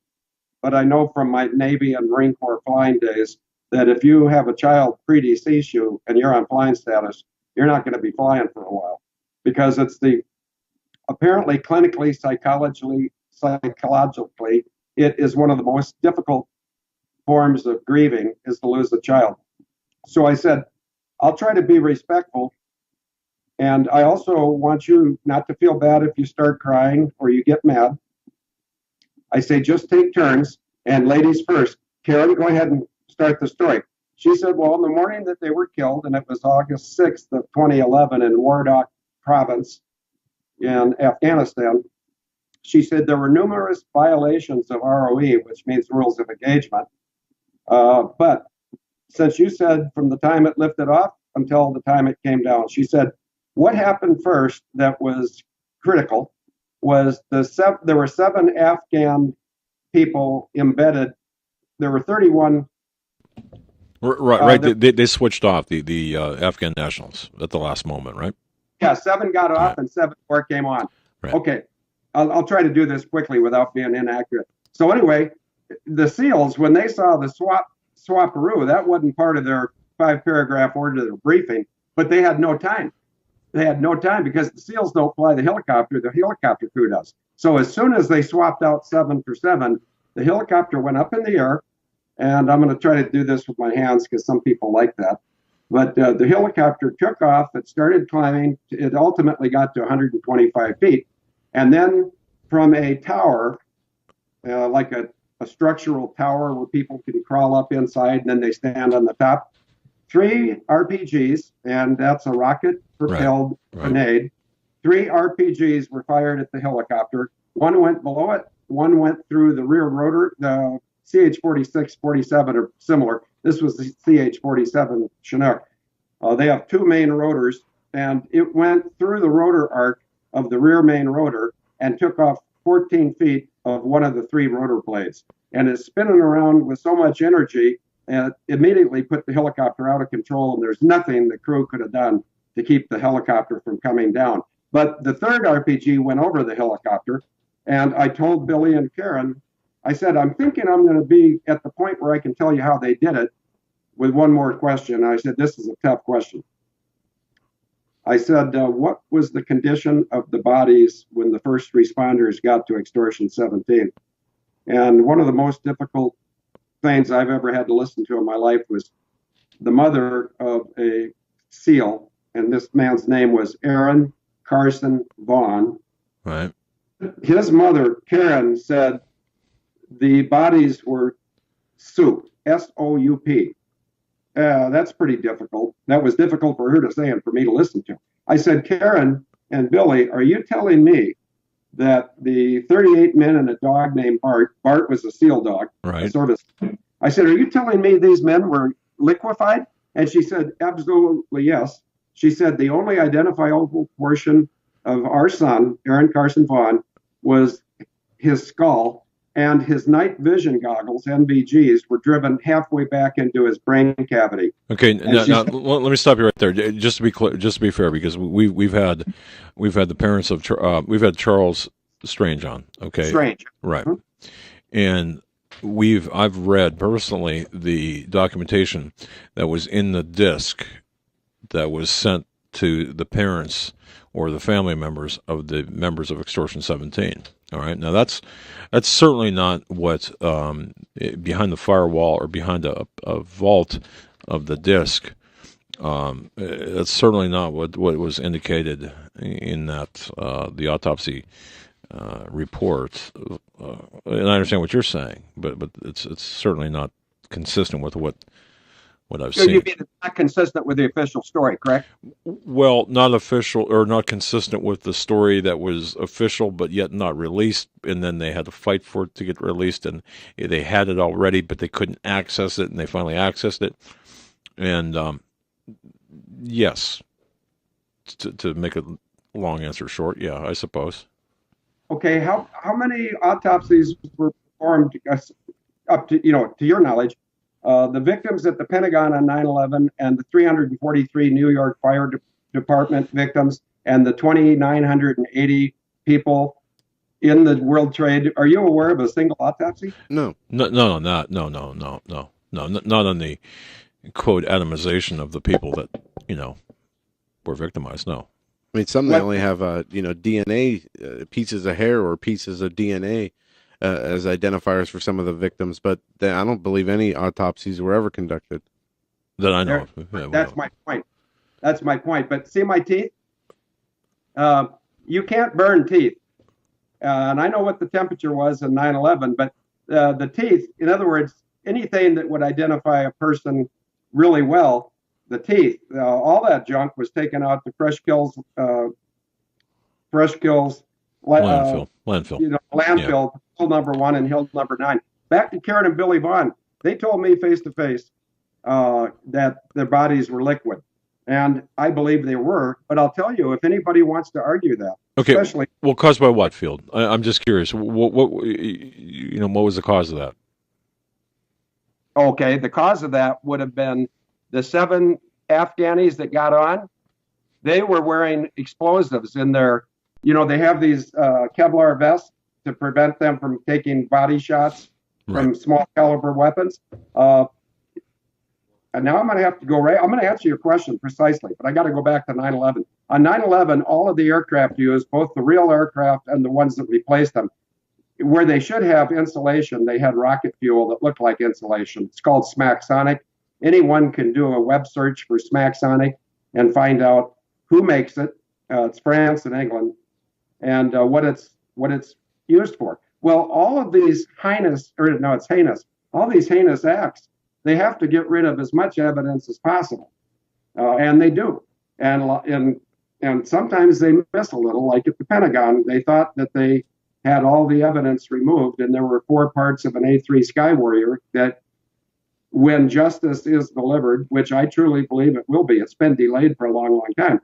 But I feel the same way about Karen and Billy Vaughn, who, by the way, their story and the loss of their son meant so much to Donald Trump that he invited them both to the Cleveland. I think that's where the big pre-election deal was. That's where the nomination was, yeah. The Republican National Convention, where Donald Trump was nominated, yes. Yes, and Karen and Billy Vaughn went there, and they went to the inauguration. I would invite you or encourage you to get them on your show. And okay, but yeah. Anyway, now, were they given a disc as well? They were given a lot of evidence, and they didn't believe it. That's exactly why they came to me. They knew they were being lied to, okay. And they actually engaged. They sent a pretty senior officer to their home, and they knew from his behavior that they were being lied to. And Billy's not a big guy, and he's not a threatening guy, but I think Billy's probably 5'9". But Billy stood up during this meeting, as I was told by Billy and Karen, and told this military guy to get out of our house. Don't come into our house and lie to us. And that's why they came to me, because they'd seen I'd been writing about Pat Tillman and Extortion 17. So what happened was the second RPG that went through the rear arc of Extortion 17 and made it incapable of flying, then it fell awkwardly 125 feet, and all the bodies, according to Billy and Karen, were liquefied. And so that's a key point to get from them. I got it from them, and I know they'd love to share it with you. But the way they're liquefied then is because an outside electrical ignition source detonated the explosives that were inside the helicopter. Not outside the helicopter, it was inside.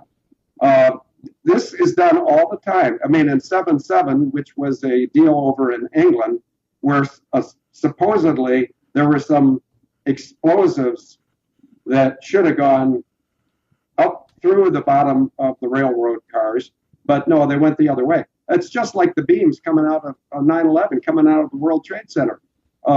If the Trade Center came down because of the fire, well, those beams would go straight down. They wouldn't come out this way. That's evidence of an explosion.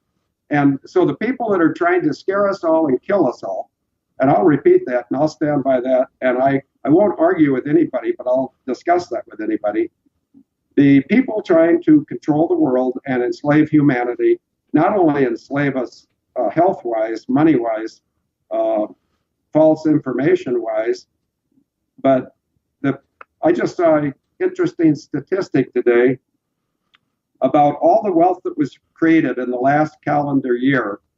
The vast majority of it was controlled by 1% of the world's population, and that's who they serve. You know, where your heart is, there your treasure will be also. Well, when you got an evil heart and you like money and you like, well, we haven't even touched on pedophilia, but there's a lot. Yeah.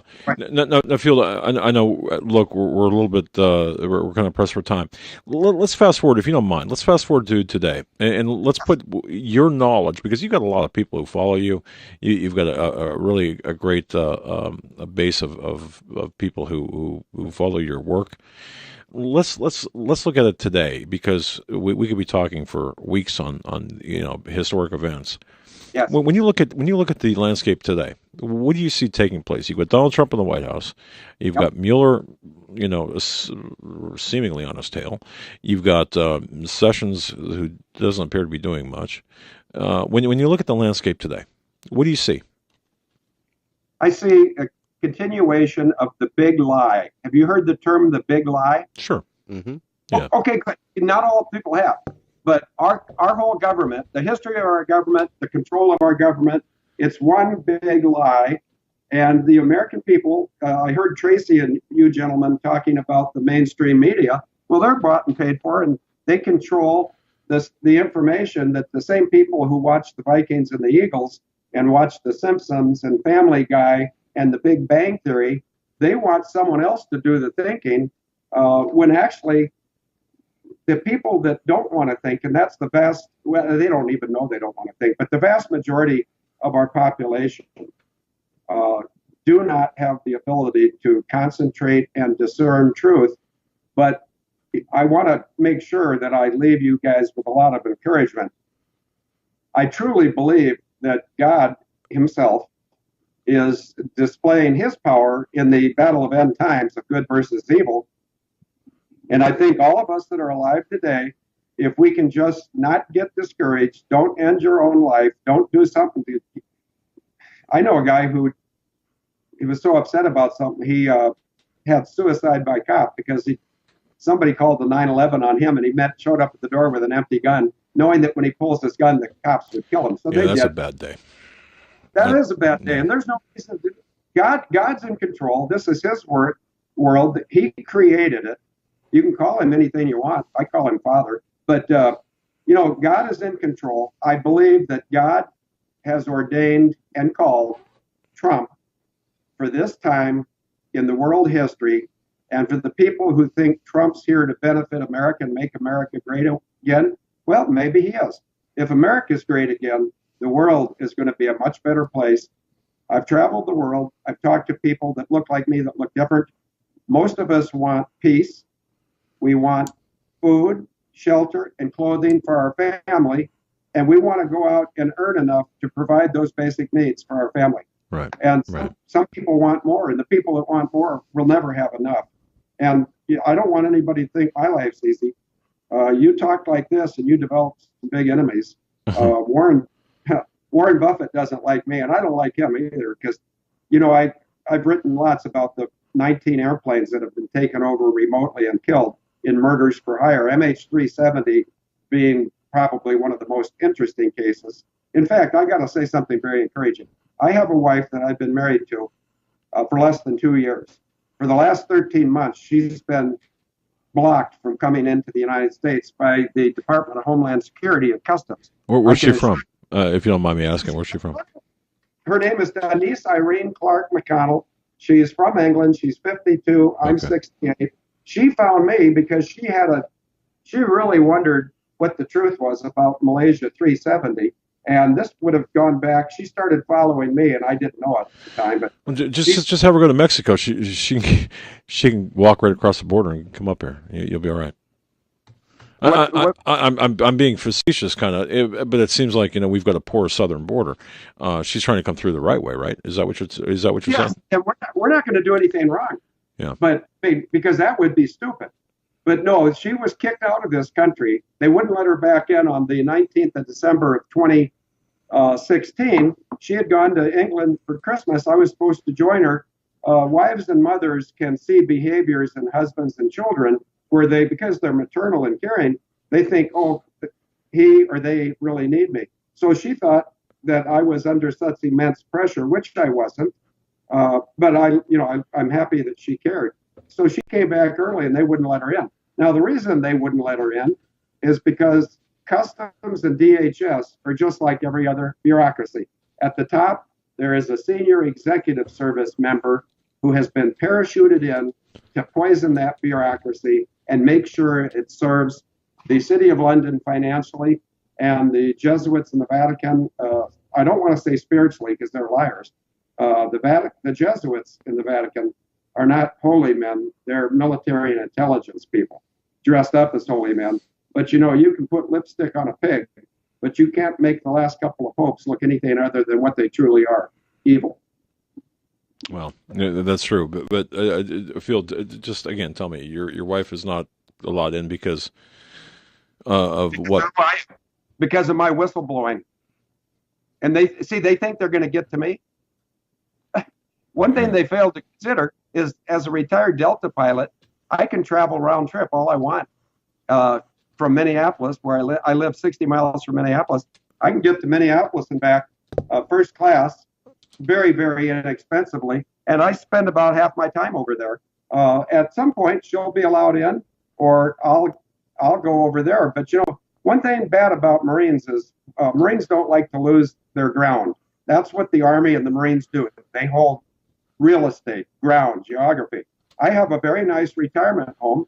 My retirement home has been attacked in civil court. They're not civil, of course. They're liars too. But in the same courtroom that I testified about Hillary and my sister being in charge of pedophilia, that courtroom, I'll just tell you, it's the county court, in Pierce County, Wisconsin. And Donald Trump knows that I exposed pedophilia there. And to what extent, Field? I mean, so to what extent did you expose them? I'm just curious. Did you? I said that earlier. I was in the jury box. Okay. And I don't think you completed that thought. I kicked me off the jury, but it's either in the court record or they've changed the court record. So, okay. All right. So okay. All right. So when you say you expose that, you expose them to the extent where you got it on the court record, is what you're saying. Yes, yeah, that's exactly what. That's why I said it. I wanted it on the court record because now I've dishonored that court. Now, a lot of people don't know what dishonoring a court means, and guess what? I'm one of them. But a lot of people think I know a lot. I got to tell you both, Doug and Joe. I don't know. I probably don't know 10% of what I look like I know, but I'm surrounded by thousands of people globally.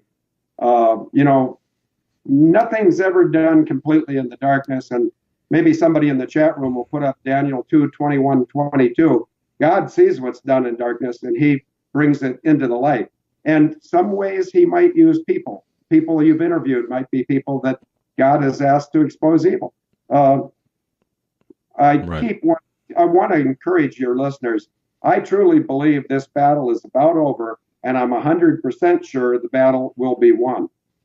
No, I totally agree with you on that. I think going into tonight's program, you get so discouraged, and you look at the landscape, and you think, my goodness, not a lot of people care. And then, of course, once you really get your head screwed back on straight, you realize that a lot of people do care, and a lot of people are hungry for the truth. So you're right, and there's spiritual redemption in what we are all doing, and that's exposing the darkness, shining a light in the darkness. Now we only have a few minutes left to the break. We have to take this break, or else we'll get kicked off the air. So now you're good to go forever. But go ahead. No. I just want to just why don't you tell people about where they can find you on the internet, as if they don't know already, and your Twitter feed and so on. Just give a plug out to your website and your Twitter feed. It's Able Danger, and Able is ABELDANGER. Able Danger, like the battle between Abel and Cain, which were two siblings, one killed the other. That's what we're dealing with here exactly. My sister, Christine Marcy, is the most evil person I know in the United States of America, and she's attacked my country, which is my mother's and my father's country. And if you're living, or if you're a U.S. citizen, this is our country. I don't want my sister to succeed. But see, it's not up to me, it's up to God. But God put me and my sister in the same family. What you're dealing with is Abel and Cain. AbleDanger.org, O-R-G. My Twitter deal, and I'm not young enough or smart enough to understand that, but it's that @ FIELDMCC. I'm in Plum City, Wisconsin, Post Office Box 39. I'd give out my cell number, which starts with 715-307. You don't have to do that. Trust me, you don't want to do that. I work 29 hours a day, and but I feel that my job is done. I feel that I could completely retire from this. But you know what? You show me a Christian, a real Christian, that will retire from fighting for God, and I will question if that guy's really, really, really working for God. Good point. You don't retire. Your work is never done. No, and one of our greatest obligations as Christians is to uplift and encourage and lead people. And I want to identify myself as a 44-year sinner, and I got lots of evidence. But you know what? God, on the 1st of February of 1994, said, Field, one more chance. You can come with me, or you can suffer the consequences. And I'm not perfect. I've got issues. Hey, Phil, we're up against a hard break. Look, thank you so much. We got to go. Very interesting conversation. Appreciate the time. Appreciate your visit. God bless. Thank you. Folks, we're going to be right back. All right. The Hagman Report Network break.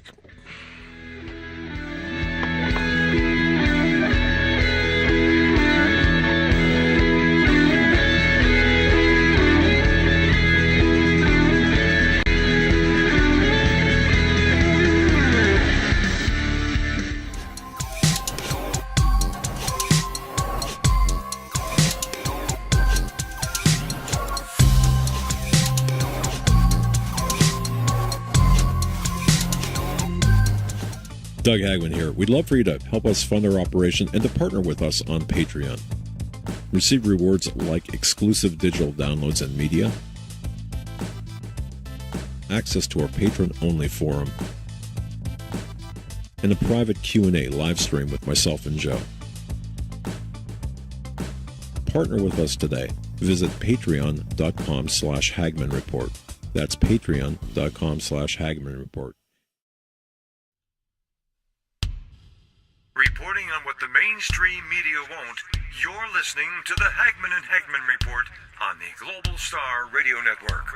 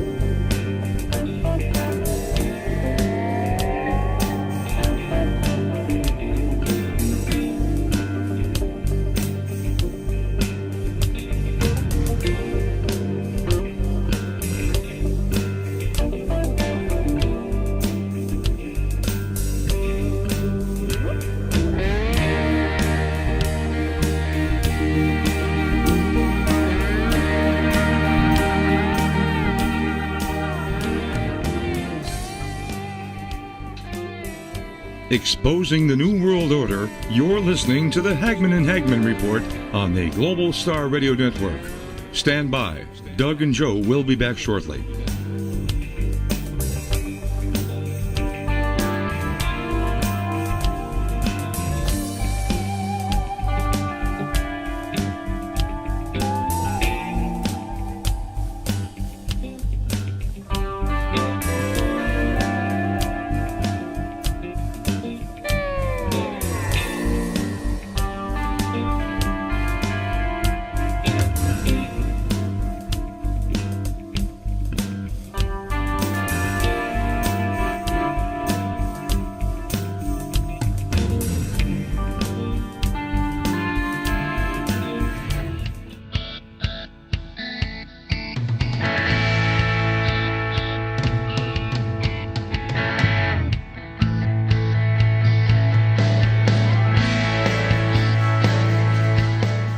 And welcome back to the third hour of this edition of the Hagman Report. Some breaking news right on the front of Drudge. FBI whistleblower, secret society held off-site meetings. Interesting. You know, Joe, I went over this and I went over this. I broke this. I spoke about this on my morning show. I spoke about this in, I think, a couple of videos I did. What's being reported The here? FBI. I just want to say the good guys in the FBI had a church in the Beltway, inside the Beltway, under surveillance. And the people that they had under surveillance were the permanent members, permanent FBI and intelligence agency career people who were meeting at a church inside the Beltway, one church, and then they moved it to other places. But they were doing it. They were meeting to plan on how to disrupt Donald Trump's agenda. Go ahead, sir. Well, then you did report on it first, because Senator Ron Johnson on this evening on Fox News with Brett Baer called it corruption of the highest levels, stating that the secret society, we have information that is talking about a group that were holding secret meetings off-site, and there's so much smoke here. I'd say there's more than that. I could even tell you the name. I'm not going to, but I could tell you the name of the church. Well, go back and listen to the Doug Hagman radio show to get. Well, I think I might have said it on a video. On a video, okay. And I know I said it on InfoWars. This was an open secret, Joe, and not a very good one either. The fact that these people were, when I say these people, let me be very specific. We're talking about career people at the intelligence agencies who did not like who were saying, okay, how can we meeting and saying, how can we screw up the agenda of Donald Trump? How can we block his movements? And I'm not talking about seditiously. I'm not talking about illegal activities. I'm talking about bureaucratic, well, I don't know to the extent, but certainly bureaucratic issues. Go on. Well, we have our guest, Peter Chowka, with us to weigh in on all the things that are going on, as well as his latest piece that is up on the Hagman Report, and make sure you check that out. It is a great piece dealing with the immigration issue and illegals being able to vote in California starting on April 1st. Peter Chowka, welcome back to the Hagman Report. Thank you, Joe. It's great to be with you again this evening on another slow news day. So I hope we can find enough to fill the next hour. I wish one of these days we would have a slow news day, but I don't see it happening anytime soon. You know, Peter. Yeah. I mean, where do you even want to start? It's. I don't know. You mentioned the brand new Drudge headline, which refers to a new article on PJ Media, which I haven't had a chance to digest yet, but it's about a whistleblower supposedly emerging who will tell the tale of off-site meetings of this FBI secret society. So we'll see where that goes. But before we get into the meat of what's been happening today and what you've been talking about to a great extent in especially in the first hour of the show, which, by the way, was phenomenal. What a great discussion and review with the two of you and with Tracy Beanz. It's fantastic. But I just wanted to start with the article that I posted today at the Hagman Report, because it's an important story which I think otherwise has been falling through the cracks because of our preoccupation, warranted as it is, with the news coming out of the swamp in D.C., the FBI and DOJ corruption, etc. But a few days ago, I saw an article in a small California publication, and I did a double take. I had to read it several times to make sure I was understanding it correctly. And so I've titled my article about it at the Hagman Report succinctly. Let's see. Starting April 1st, illegals in California can vote legally. So I put a story together, and it was uploaded to American Thinker at 1:30 this morning Pacific time. And then before I posted it, or another version of it at the Hagman Report, I did some further research to add context to this incredible story. And so I posted an article at 10 a.m. this morning at the Hagman Report, which I just read the title of. And it's about 700 words longer than the one at American Thinker. And the bottom line of this story, incredible as it is that starting this April 1st, and this is not an April Fool's joke, by the way, starting April 1st, 2018, illegal immigrants in the state of California who can get state driver's licenses there legally now and have been able to do so for the past 2.5 years because of California state law, they will be automatically registered to vote in the state of California, and not only for local elections, but for statewide and federal elections. And at last count, just over a year ago, 13 months ago, the most recent count we had was that 800,000 illegal aliens living in California had taken advantage of this driver's license provision. So 800,000 of them, as of 13 months ago, had driver's licenses. Scores of thousands have continued since then, perhaps hundreds of thousands more in the past year. And even before this law went into effect 2.5 years ago, allowing illegals to get driver's licenses, many of them did anyway, because California, for a number of years, the DMV, the Motor Vehicle Department, has not required any documentation of someone who shows up at the DMV and applies for a license. Unless they say they are not a citizen, and then presumably they would be rejected, although I wonder even about that in today's climate there. Many, many thousands of illegals got licenses before it was even, quote unquote, legitimate for them to do so. Now when I started to do some additional research, I found that, as I had read from time to time, and as we may have heard in the past months and years, other states and localities have been talking about giving their illegal immigrant residents the right to vote. 2 years ago, this was proposed in New York City, and it would only have allowed the illegals there, who number about 500,000 in New York City, the 5 boroughs, would have allowed them to vote only in local elections. This is going on in Chicago, San Francisco Bay Area, and in some other cities, and some states are talking about it. But we've often seen that California tends to lead the nation in so many things, in the past good, lately bad. So if somehow this insane provision is allowed to go into effect on April 1st, we'll have probably at least 3 million illegal immigrants in California with the right to vote. That's crazy. By the way, I just before we continue, I see behind me, I should narrate this scene where we have an appearance of what are we finally looking at, both Peter? cats.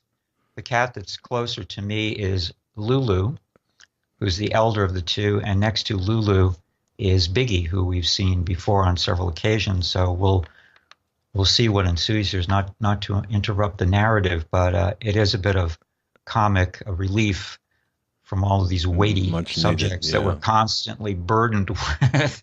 And I like to feel that the cats are helping to keep me sane, assuming I am sane at this point. But we'll see Peter, what happens. What do you think about the battle that has been ongoing? You had the head of DHS said that they're thinking about arresting the leaders of sanctuary cities. Then you have this new law in California, this SB 51, where the California Attorney General has come out and said any employer who helps the ICE enforcement on their immigration raids will be facing state charges from the Attorney General in California. how can these two coexist, and who's going to win out? Wouldn't you like to be a business owner in California now and try to thread the needle between these competing legal entities, the federal government and the state government? California, the state of California has gone completely bonkers in recent years. Basically, the political structure there, well, first of all, it's been turned into a one-party, totally blue state. It's probably the bluest state in the country that is Democrat socialist. And that has happened because of uncontrolled illegal immigration in the past several decades. So you have the leadership of California now, aside from Governor Moonbeam, Jerry Brown, who's in the last year of his administration in his fourth term. He will be retiring in January, but the leader of the state Senate is a man named Kevin De Leon. He spells his last name L-E accent O-N. However, that's not his real name. His real name is Kevin Leon without the accent. It reminds me of Barack Hussein Obama, who changed his name at least once, maybe more than that. So this De Leon character grew up in San Diego and Tijuana. He was born in the United States, so he's a citizen. He's a top state senator in California and the second most powerful political figure in California. And he is basically a representative of La Raza, La Mecha, and the Reconquista. The Reconquista movement, in my opinion, is a racist movement in which the now majority Latino population of California, there are now more Latino Americans than there are non-Hispanic Caucasian Americans living in California. So they are firmly in control. And this character, Senator De Leon, has basically advocated open borders, sanctuary cities. Now this insane sanctuary state, California is leading the way in being the first sanctuary state, which will coddle illegal immigrants, including criminal illegal immigrants, and frustrate the federal government's attempt to catch and deport criminal illegals and so on.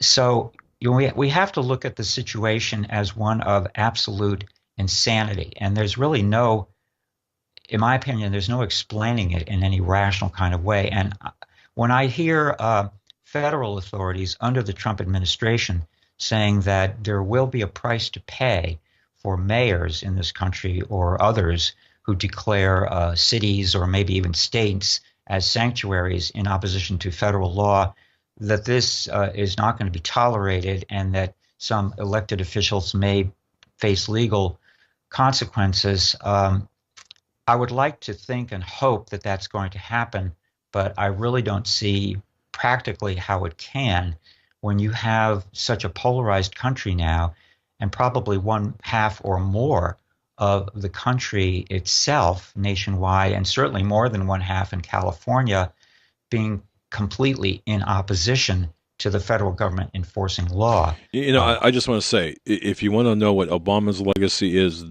this is Obama's legacy. This, as a matter of fact, this is George Bush's legacy. This is Jeb Bush's legacy. They own this total screw up that pits the states against the federal government. It's in their lap, Peter. That's what I believe. And I'll tell you, this is not a states' rights versus the federal government issue. This is a law issue. This is a national security issue. It has nothing to do with it. It's convenient too. States' rights are good when they want them to be good, and state and federal, it's BS. But this is Obama's legacy.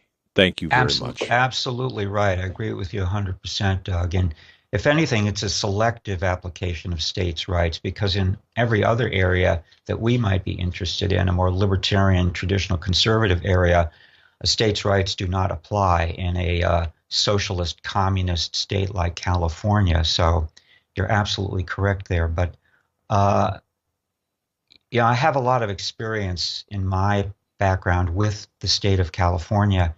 And my memory actually goes back to 50 years ago this year, which was the time of my first visit to California, having grown up as I did on the East Coast. And that was still at the point when California was it was the epitome of the American dream, in my opinion. I got to spend 7 or 8 weeks of the summer of 1968 after a year at university, staying with the family of my best friend from college. They were very generous and let me stay in the former maid's quarters as I looked for work that summer in Los Angeles, where they lived. And it was an experience that I'll never forget. It was just a wonderful place. Not that this was the reason it was wonderful, but at the time, I believe Latinos made up 4 or 5% of the population of California. And otherwise, it was a traditional American, middle American state. It wasn't overrun. It wasn't overdeveloped. You could actually get around on the freeways, even at rush hour. There was smog, of course, and nothing is ever perfect, even when we're looking back in time. But it was the American dream.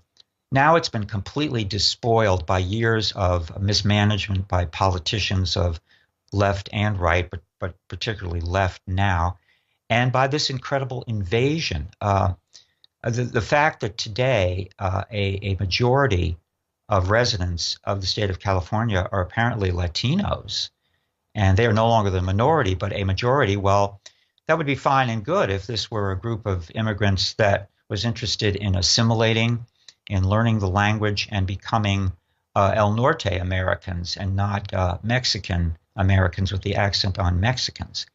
So it's when you research, as I would recommend interested listeners and viewers to do, when you research the Reconquista movement, that is the effort by hardcore leftist communist Mexicans and Mexican Americans to retake the American Southwest.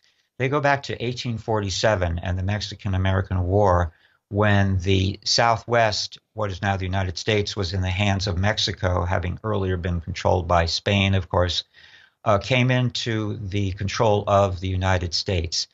And instead of accepting that and learning to live with it, many Mexicans, and particularly radical Mexican Americans, and those who are now in power, have created these movements, La Raza, La Mecha, and Reconquista, to reconquer the Southwest. And they have done it by this war of attrition, by illegal immigration. I think something like 20% of Mexican citizens are now living in the United States, and a vast number of them in California. And they have they've got a stranglehold on the political establishment in California, and are directing it towards open borders, welfare for all. I mean, Governor Jerry Moonbeam Brown announced a year or two ago that everyone is welcome in California, whether they're legal or not, and they will be taken care of, and the border doesn't exist. And when you just step back for a moment and think of what this means and what it means for the future, I mean, again, this is an incredibly important story. I would say it's one of the 2 or 3 most important stories we should be paying attention to. And certainly what's happening in the DC swamp is at or near the top of the list as well. But this one, and it's also happening nationwide as well. It's not only California, but when I go back to the East Coast and visit places that I am used to there, having grown up there, I hear Spanish being the most frequently heard language in places like southwestern Connecticut.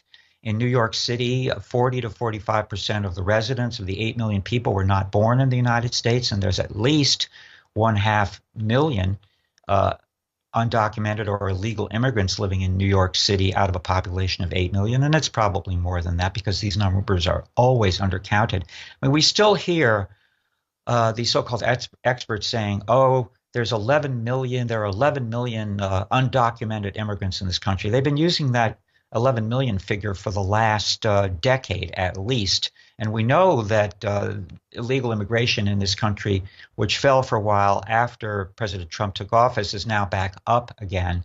So who knows what the real figure is? I've heard other experts say it's easily 20 million or 30 million illegal immigrants here. And they have amassed political power. And by the way, I end my article today at the Hagman Report about this insane voting situation in California by saying this was another example of the power of the so-called dreamers, these young and not so young people who want to stay in this country now, having been brought here illegally by their parents.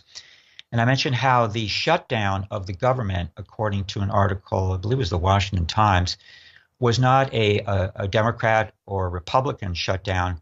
It was a dreamer shutdown, because it was that dreamer, so-called dreamer issue that led the Democrats to basically shut the government down. When they realized that the spin on that issue might not be taking hold among the independent voters and even some Democrats, they backed off. So the dreamers and the illegals, it now might be said, are in the driver's seat politically in this country. Well, What we can do about it, I don't know, but at least we have to recognize that the problem is there. Well, today there's a story on Breitbart. Dreamers storm Schumer's New York City home, demand amnesty now. And also we have news that Schumer withdraws border wall funding offer, almost assuring another shutdown on February 8th. Obviously, it was a political miscalculation and mistake for the extreme left to think that they could hold the government hostage in order to get through some sort of amnesty for dreamer deals.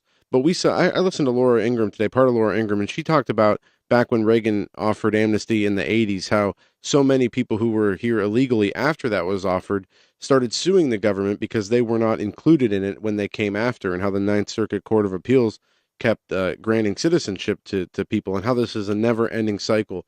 And I think Sarah Sanders said it best today that Trump ran on an immigration platform to stop the open borders policy and to stop these policies of amnesty and to, really drill down on illegal immigration, and that the majority of the American people are with him on this issue. And I think he just needs to stand firm on this, and it's going to be a battle of the midterm elections. But, with all that we see going on in the country right now, immigration seems it should take a back seat. Obviously, CNN and the other mainstream media is not going to cover the explosive information about the sedition and the attempted coup against Donald Trump. But I mean, really, if anything, this should be the top story in every mainstream media outlet about how the FBI and the Obama administration really illegally went after Donald Trump, trying to take the presidency away from him, and failed miserably. Now it's all coming out in the open. This is what we should be talking about. But it's continuing. Yes, and it's going to be coming back around. And the only thing I got to say about immigration or the illegal aliens in this country, if Donald Trump acquiesces on that, he's going to be a one-term president. Mm-hmm. I agree. Well, the deck is stacked against him and anyone else who really tries to bring some reason and law to this issue, as well as many other allied issues: public health, the economy, the incredible cost to the United States of illegal immigration. When some of the illegal immigrant advocates speak and say, "Oh, there's a net gain that illegal immigrants bring to this country financially," I mean, that is an absolute total lie, as is so much of what they say. But no, you're absolutely right. The number one story of this new year, as it has been for much of the last year, is the emerging story of the deepest scandal that probably the United States has ever seen politically. What went on in 2016 and 2017 to destroy the candidacy and then the presidency of Donald Trump on the part of the Obama regime and his minions at the Justice Department and the FBI. And I mean, the information that's coming out every day now, if not hour by hour, exposing this corruption. And we haven't even seen the 4-page memo yet, or many of the other documents are, of course, the texts, many of which are now missing between Strzok and his girlfriend Paige. But, I happened to be watching CNN today for a while to monitor. CNN is valuable to monitor because they're spin comes right out of the shadow government and the deep state. If you want to know where this is going, watch CNN for a while and you get a real taste of it. And of course, notwithstanding the revelations that are reported on Fox News much of the time and by Sarah Carter and other leading journalists, mostly on the internet, and to some extent in the mainstream media about the corruption in the FBI et al. CNN all day was, of course, leading with the fake news that Mueller, this was the top on their list all day, Special Counsel Mueller is planning to interview Donald Trump, and Mueller, it looks like, is moving towards trying to ensnare Trump and others in his administration in an obstruction of justice case. Obviously, the attempt to ensnare them in the Russian collusion narrative meme is fading fast, but they've always got another rabbit ready to pull out of the hat, so they're going to go, it looks like, for obstruction of justice. And we should recall that it was an obstruction of justice charge that really took down Richard Nixon in 1974, largely because of the secret tapes that he taped himself and his conversations with his top advisors, and was heard on these tapes apparently suborning obstruction of justice in the Watergate break-in and cover-up. But that's how they got Nixon, and they didn't even have to impeach him, by the way. Articles of impeachment were voted by the House Judiciary Committee, but he was never impeached in the full House. He resigned before he could face charges of impeachment. And I've been reflecting again, as I mentioned on several previous conversations we've had here, on the experience with Watergate, because I had experience with Watergate 45 years ago. I was a very young journalist in the nation's capital then, armed with a Metropolitan Police press pass, which entitled me to cover pretty much anything I wanted in the political sphere. So I was able to attend some of the Watergate hearings and then the impeachment hearings at the Judiciary Committee in the summer of 1974, as well as several White House press conferences with President Nixon. And one of them I reviewed recently, and some of the photographs that I've used to illustrate my articles at the Hagman Report were photos that I took at a Nixon White House press conference on June 29th, 1972. Now, that date is significant because it was only 12 days after the Watergate break-in took place. And of course, the Watergate break-in, the failed break-in, that third-rate burglary, was covered to some extent by the mainstream media then. But 12 days later, President Nixon held a primetime press conference in the East Room of the White House. I was there photographing it. Of course, he wouldn't recognize me for a question. But in all of the questions asked of him that night by the mainstream media, there was not one question about the Watergate break-in.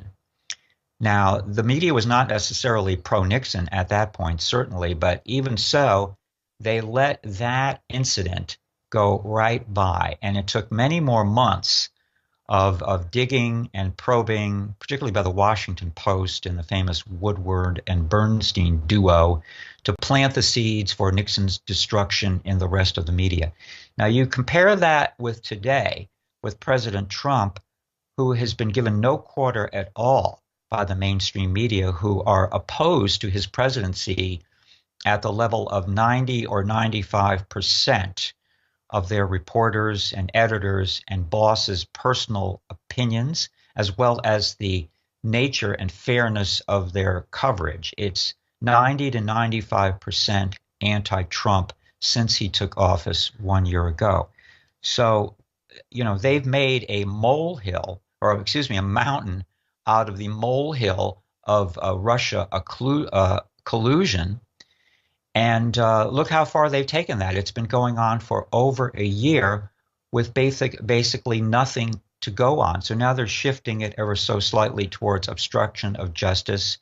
They have several people that they've gotten who've pled guilty, General Flynn and his associate, and Manafort and his associate are supposed to go on trial in May because of his kangaroo court. You know what, Peter? If I was Manafort's lawyer, I would move for an immediate. I would vacate the dismissal. Dismissal, right? But it's. I'm trying to remember the legal term. Maybe it is dismissal, as simple as that. But given the fact that knowing what we know about Mueller and the, well, go ahead, continue. It's an absolute kangaroo court, and you know.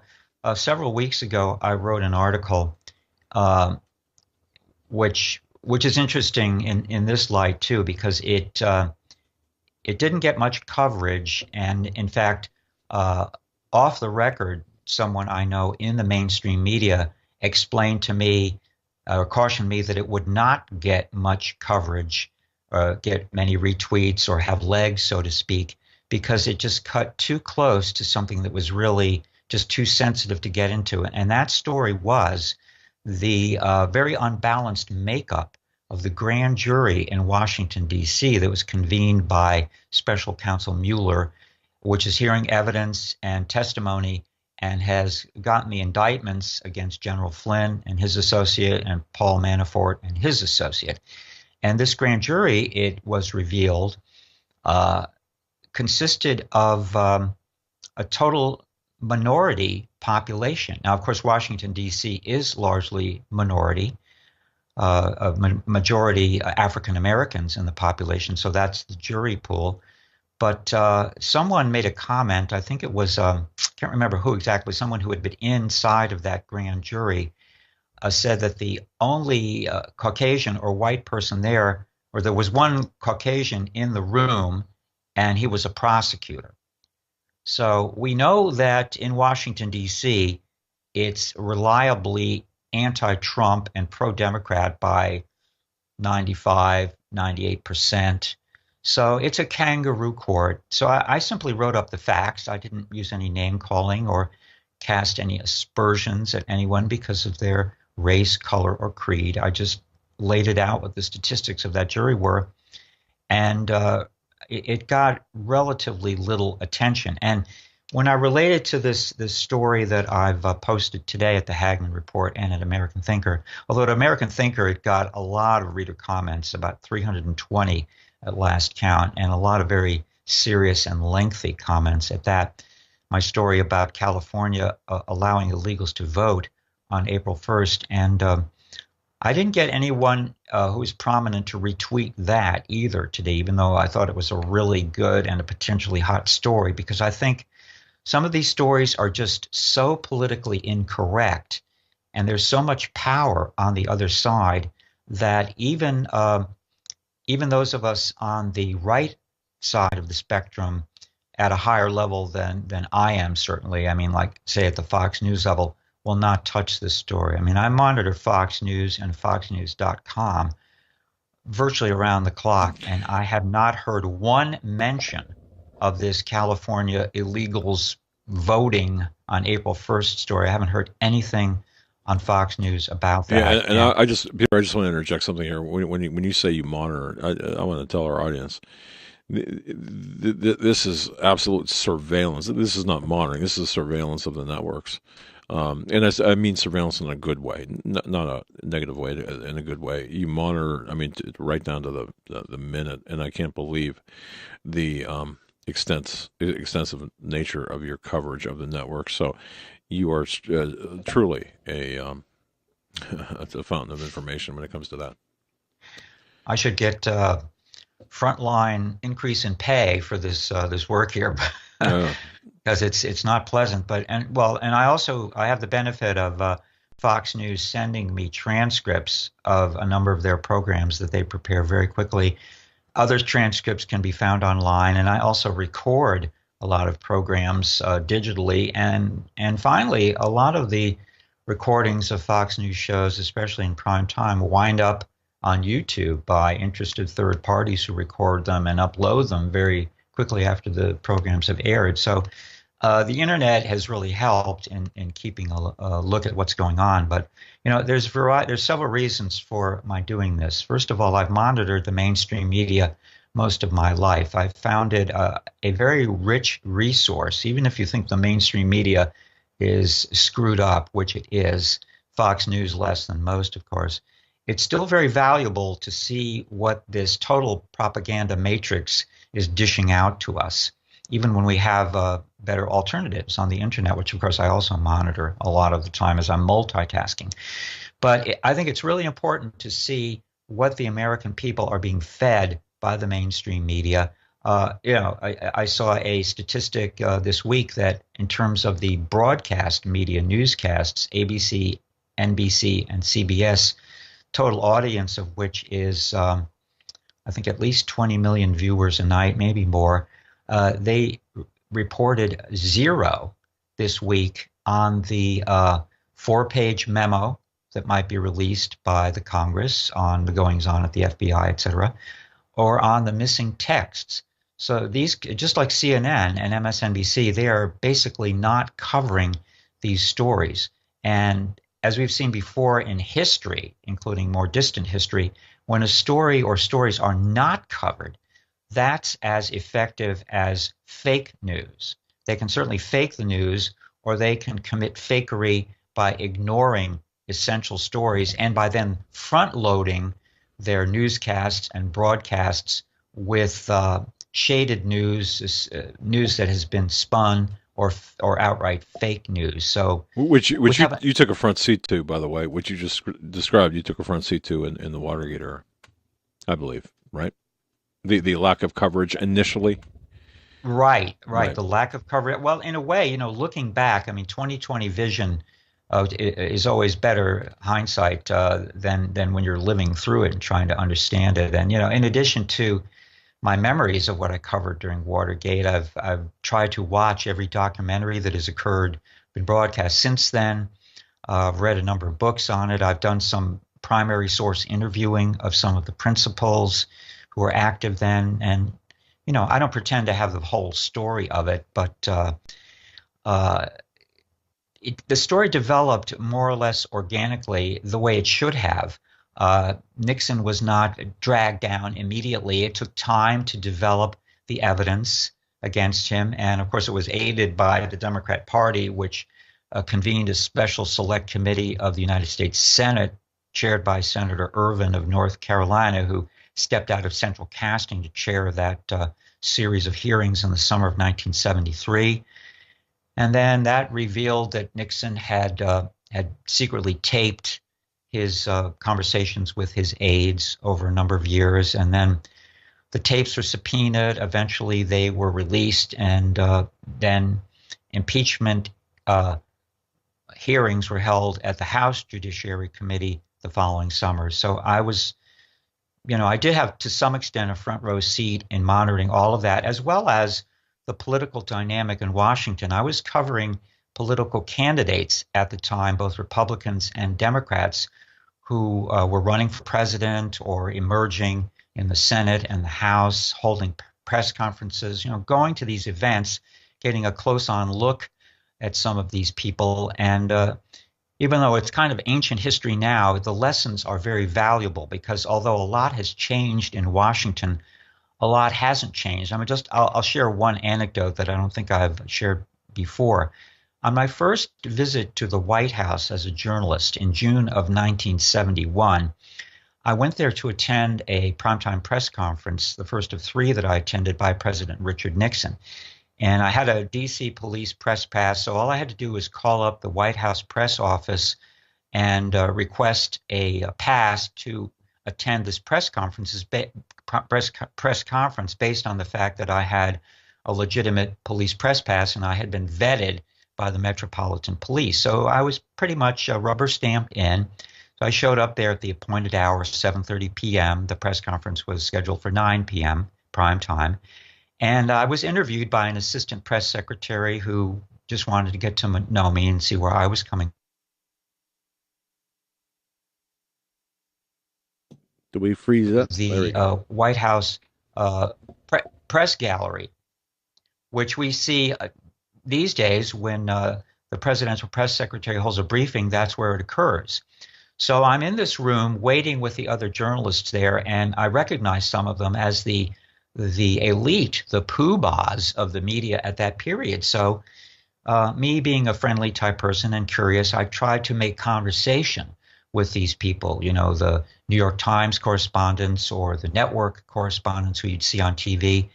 And they looked at me like, who is this guy? Who is this young interloper who's crashed into our midst? We don't know who he is. And they made it clear they just wanted to have nothing to do with me. In fact, the only people who I could have a conversation with were the technical people, the men at that point who ran the cameras, who were carrying the microphones and the taping equipment. They were friendly and engaging and very informative. But the elitists of the press just looked down their nose at anybody who wasn't already in their circle. And you can tell when you watch these events today and you see these people. I mean, I think it's even worse now than it was then, because the elite of the media now have the outlets, CNN, MSNBC, Fox, and social media to flaunt themselves and to strut their stuff. And they're easily recognizable. And plus, they're making magnitudes of income greater than they were making in the 1960s and 70s. So they're really full of themselves now. But I'm reminded of my early experiences in that, which I will never forget and which I think are still relevant to this day in many ways. And, Peter, I want to ask you this while we're talking about the media. And you said something a few sentences back that not covering a story is as effective, basically as trying to debunk it, or even sometimes more effective. At what point? I mean, I'm just looking at Drudge, and finally Drudge is catching up. It seems like they were slow on the uptake on covering, what's going on with the corruption inside the FBI and with the Mueller investigation, and it seems that they're catching up. But at what point does the media have to cover this? I mean, we already see on Newsbusters, they're a great media analyst site, and they're detailing one instance on MSNBC where some political pundit is denouncing the FBI concerns as snake oil or McCarthyism. But at what point does CNN, ABC, NBC have to cover, these missing messages, the attempted coup against Trump in detail, or will they ever? Well, that's a good question. And trying to predict, I would say my best guess is that they will only start covering it when they're dragged kicking and screaming into having to cover it. And that would probably will only occur if some of the principals who we've heard about recently, the most corrupt individuals, are indicted or prosecuted or held to account for their crimes. If an attempt is made to bring them to justice.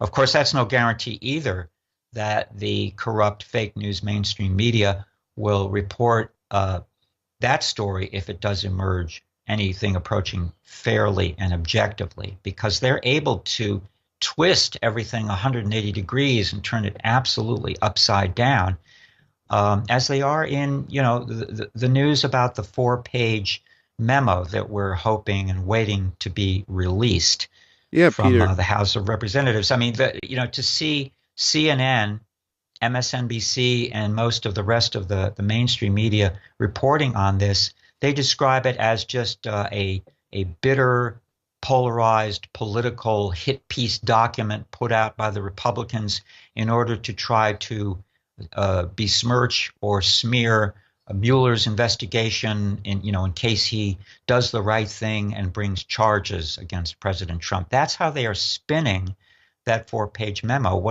And they're saying Russian bots are the ones promoting it on Twitter. At least they'll be tearing it apart.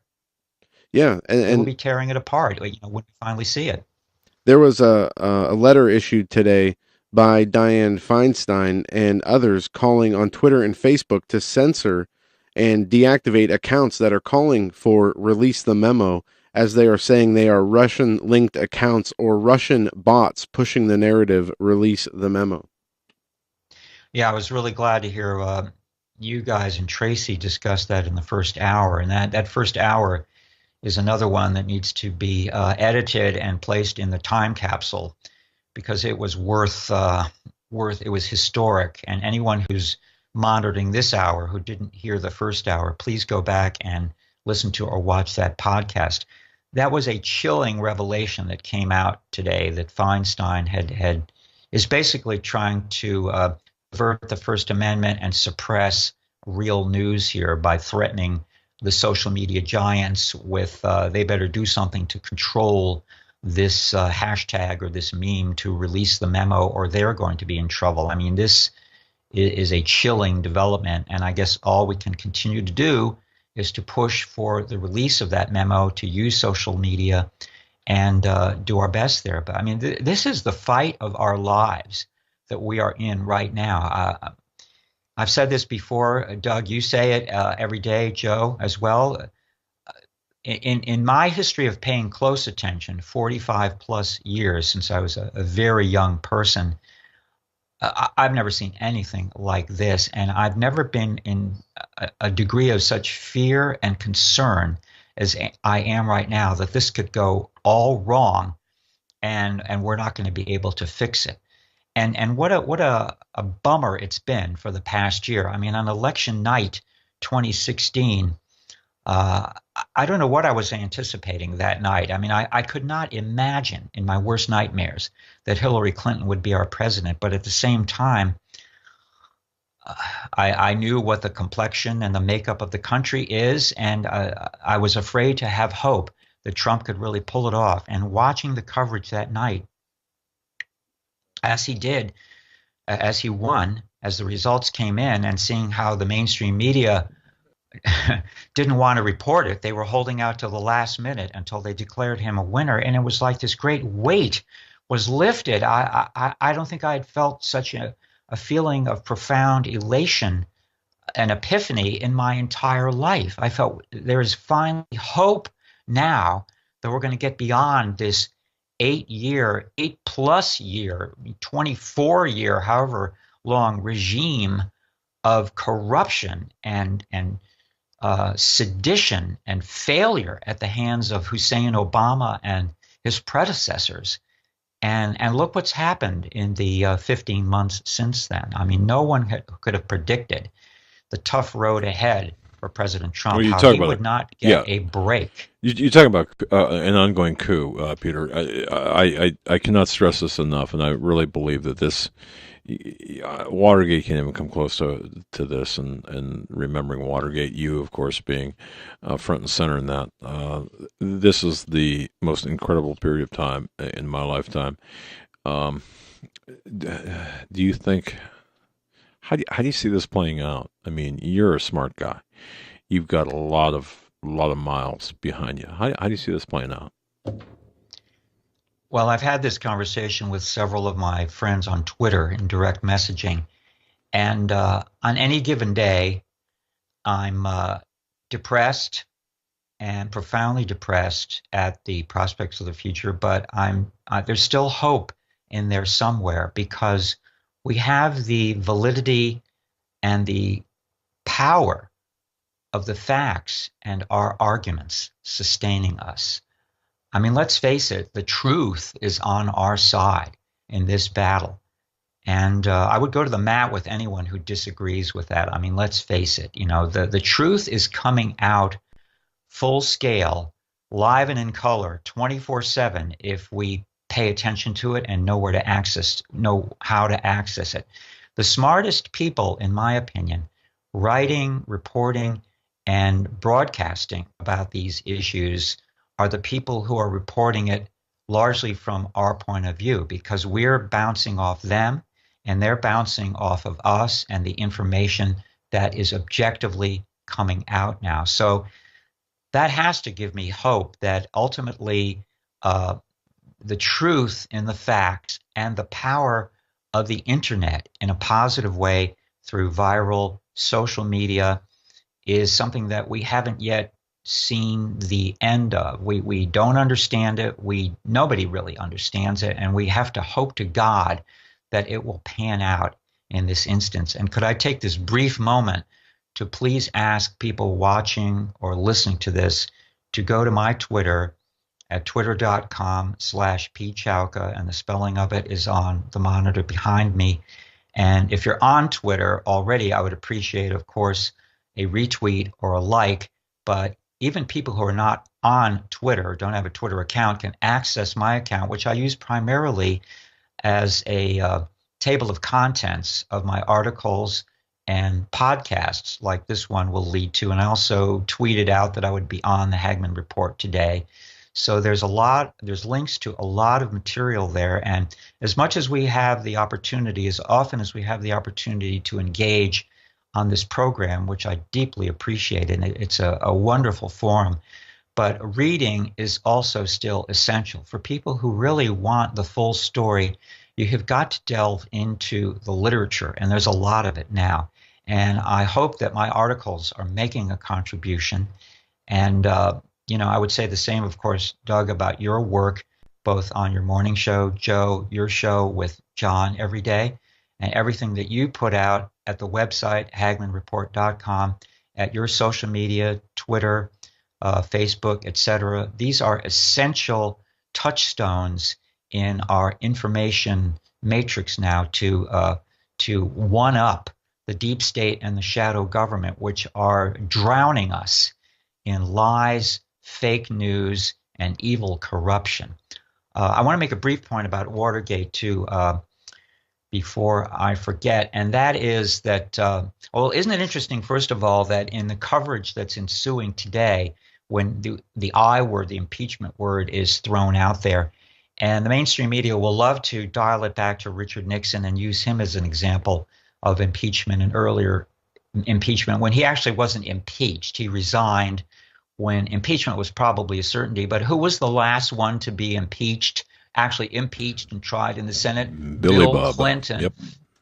And in fact, just as a footnote there, Fox News premiered a new 7-part series. It's part of a longer program that they hope to have on there after these 7 parts air on successive Sundays. It's called Scandalous. The next one will air Sunday evening, this coming Sunday at 8 p.m. Eastern and Pacific.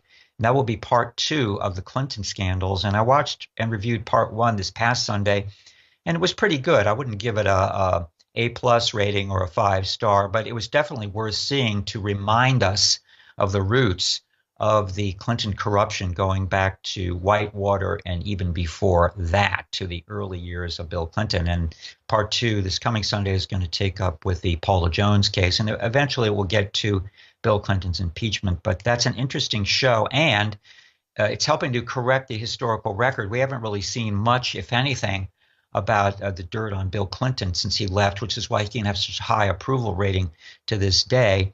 But fortunately, that show is out there. But I wanted to mention about Richard Nixon. What Nixon was apparently guilty of, that is obstruction of justice, was nothing out of the ordinary. Previous Democrat presidents, in particular, FDR, JFK, I'm sorry to say, and LBJ in particular, one-upped Nixon at every turn in the illegal, dirty tricks and criminalities that they committed while they were president. And some of them you can cut some slack, like I think JFK, we have to give some grudging credit to. Some other point we might be able to discuss that in some detail. But LBJ, of course, would get a goose egg, a 0 in my book, and FDR close to that, except that he helped to manipulate the country to supposedly defeat Japan and Germany in World War II. But, Nixon was not as guilty as those previous Democratic presidents, in my opinion. Not only in my opinion, but if you read a book like Seymour Hersh's Dark Side of Camelot, that will turn your hair white or gray after one reading when you see what JFK and his brother were up to when they were president. But the truth slowly comes out. We're getting this Fox series now, and it's helping to put things into a broader context, which is what I think we try to do here when we get together, looking between the lines to try to connect the dots. And Between the Lines is Peter's section on our YouTube channel where he appears. It's segmented, and of course, Between the Lines, coincidentally, or not so coincidentally.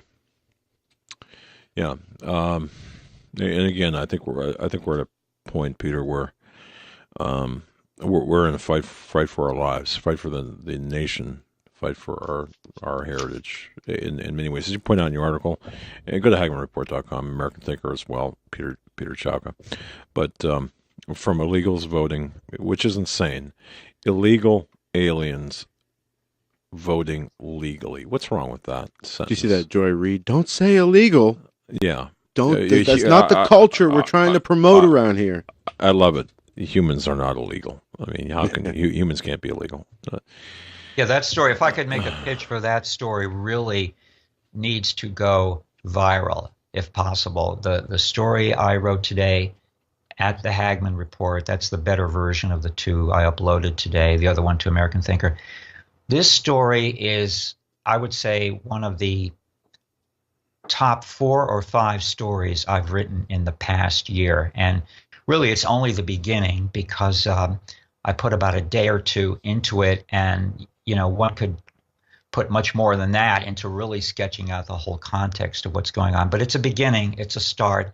And it has a lot of links. And I would really appreciate it if I can see that people are accessing, reading, and sharing that story, as well as the venue that is hosting the story, that is HagmannReport.com, which should be an essential place that people visit one or more times a day for a very impressive selection of breaking news as curated by Joe Hagmann, primarily. And I am blessed to have the opportunity of contributing there. I think I've contributed about 75 articles so far since last July, totaling several 100,000 words worth of material. And it's all available for free reading, and it's all replete with links and resources. So people who really want to get more deeply into this material can do so at their leisure. And we thank you for all your great work, Peter, and always looking forward to reading your latest pieces, as they are always insightful and very timely. And we are at the end of the show, and we thank you for coming on, and we will definitely have you on, I'm sure, again next week, Peter. And as you said, never a slow news cycle, not these days. So we'll be in touch, I'm sure, off air too as well. Yeah, indeed. Absolutely. Thank you very much. Have a great evening, and we'll see you soon. All right. You too. Peter Chowka, Peter Barry Chowka, at Pete Chowka on Twitter. And folks follow him on Twitter because his works are well thought out, and he's right. It's 70-some thousand words, my goodness, in that he's written, multiple books, if you will.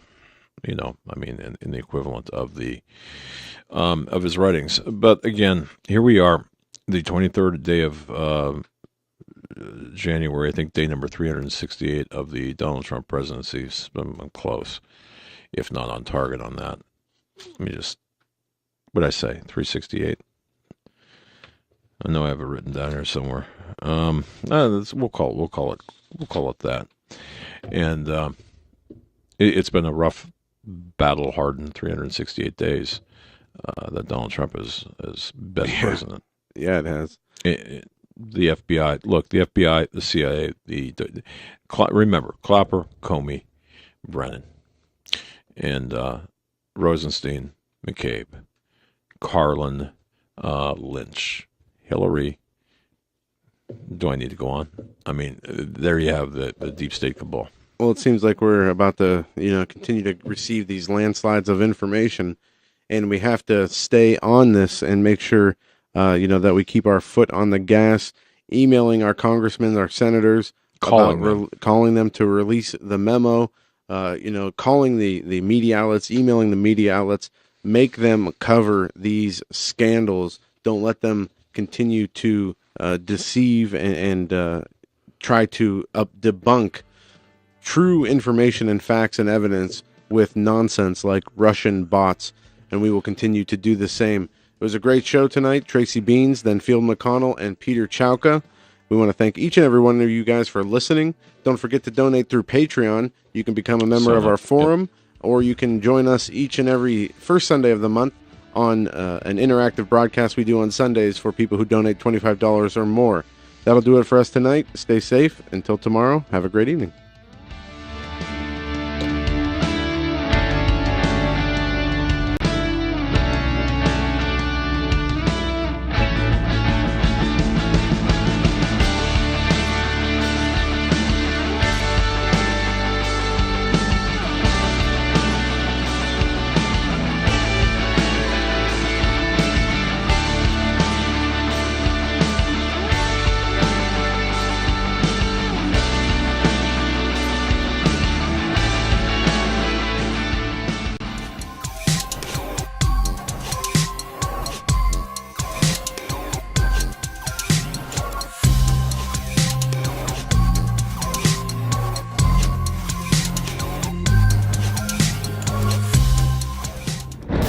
Thank you for tuning in tonight's broadcast of the Hagman and Hagman Report on the Global Star Radio Network. You can join Doug and Joe nightly from 7 to 10 p.m. Eastern Standard Time as they continue to bring you the truth and keep you up to date with the latest breaking news as we enter the close of the age. The Hagman and Hagman Report has been a presentation of the Global Star Radio Network. Thank you for joining us.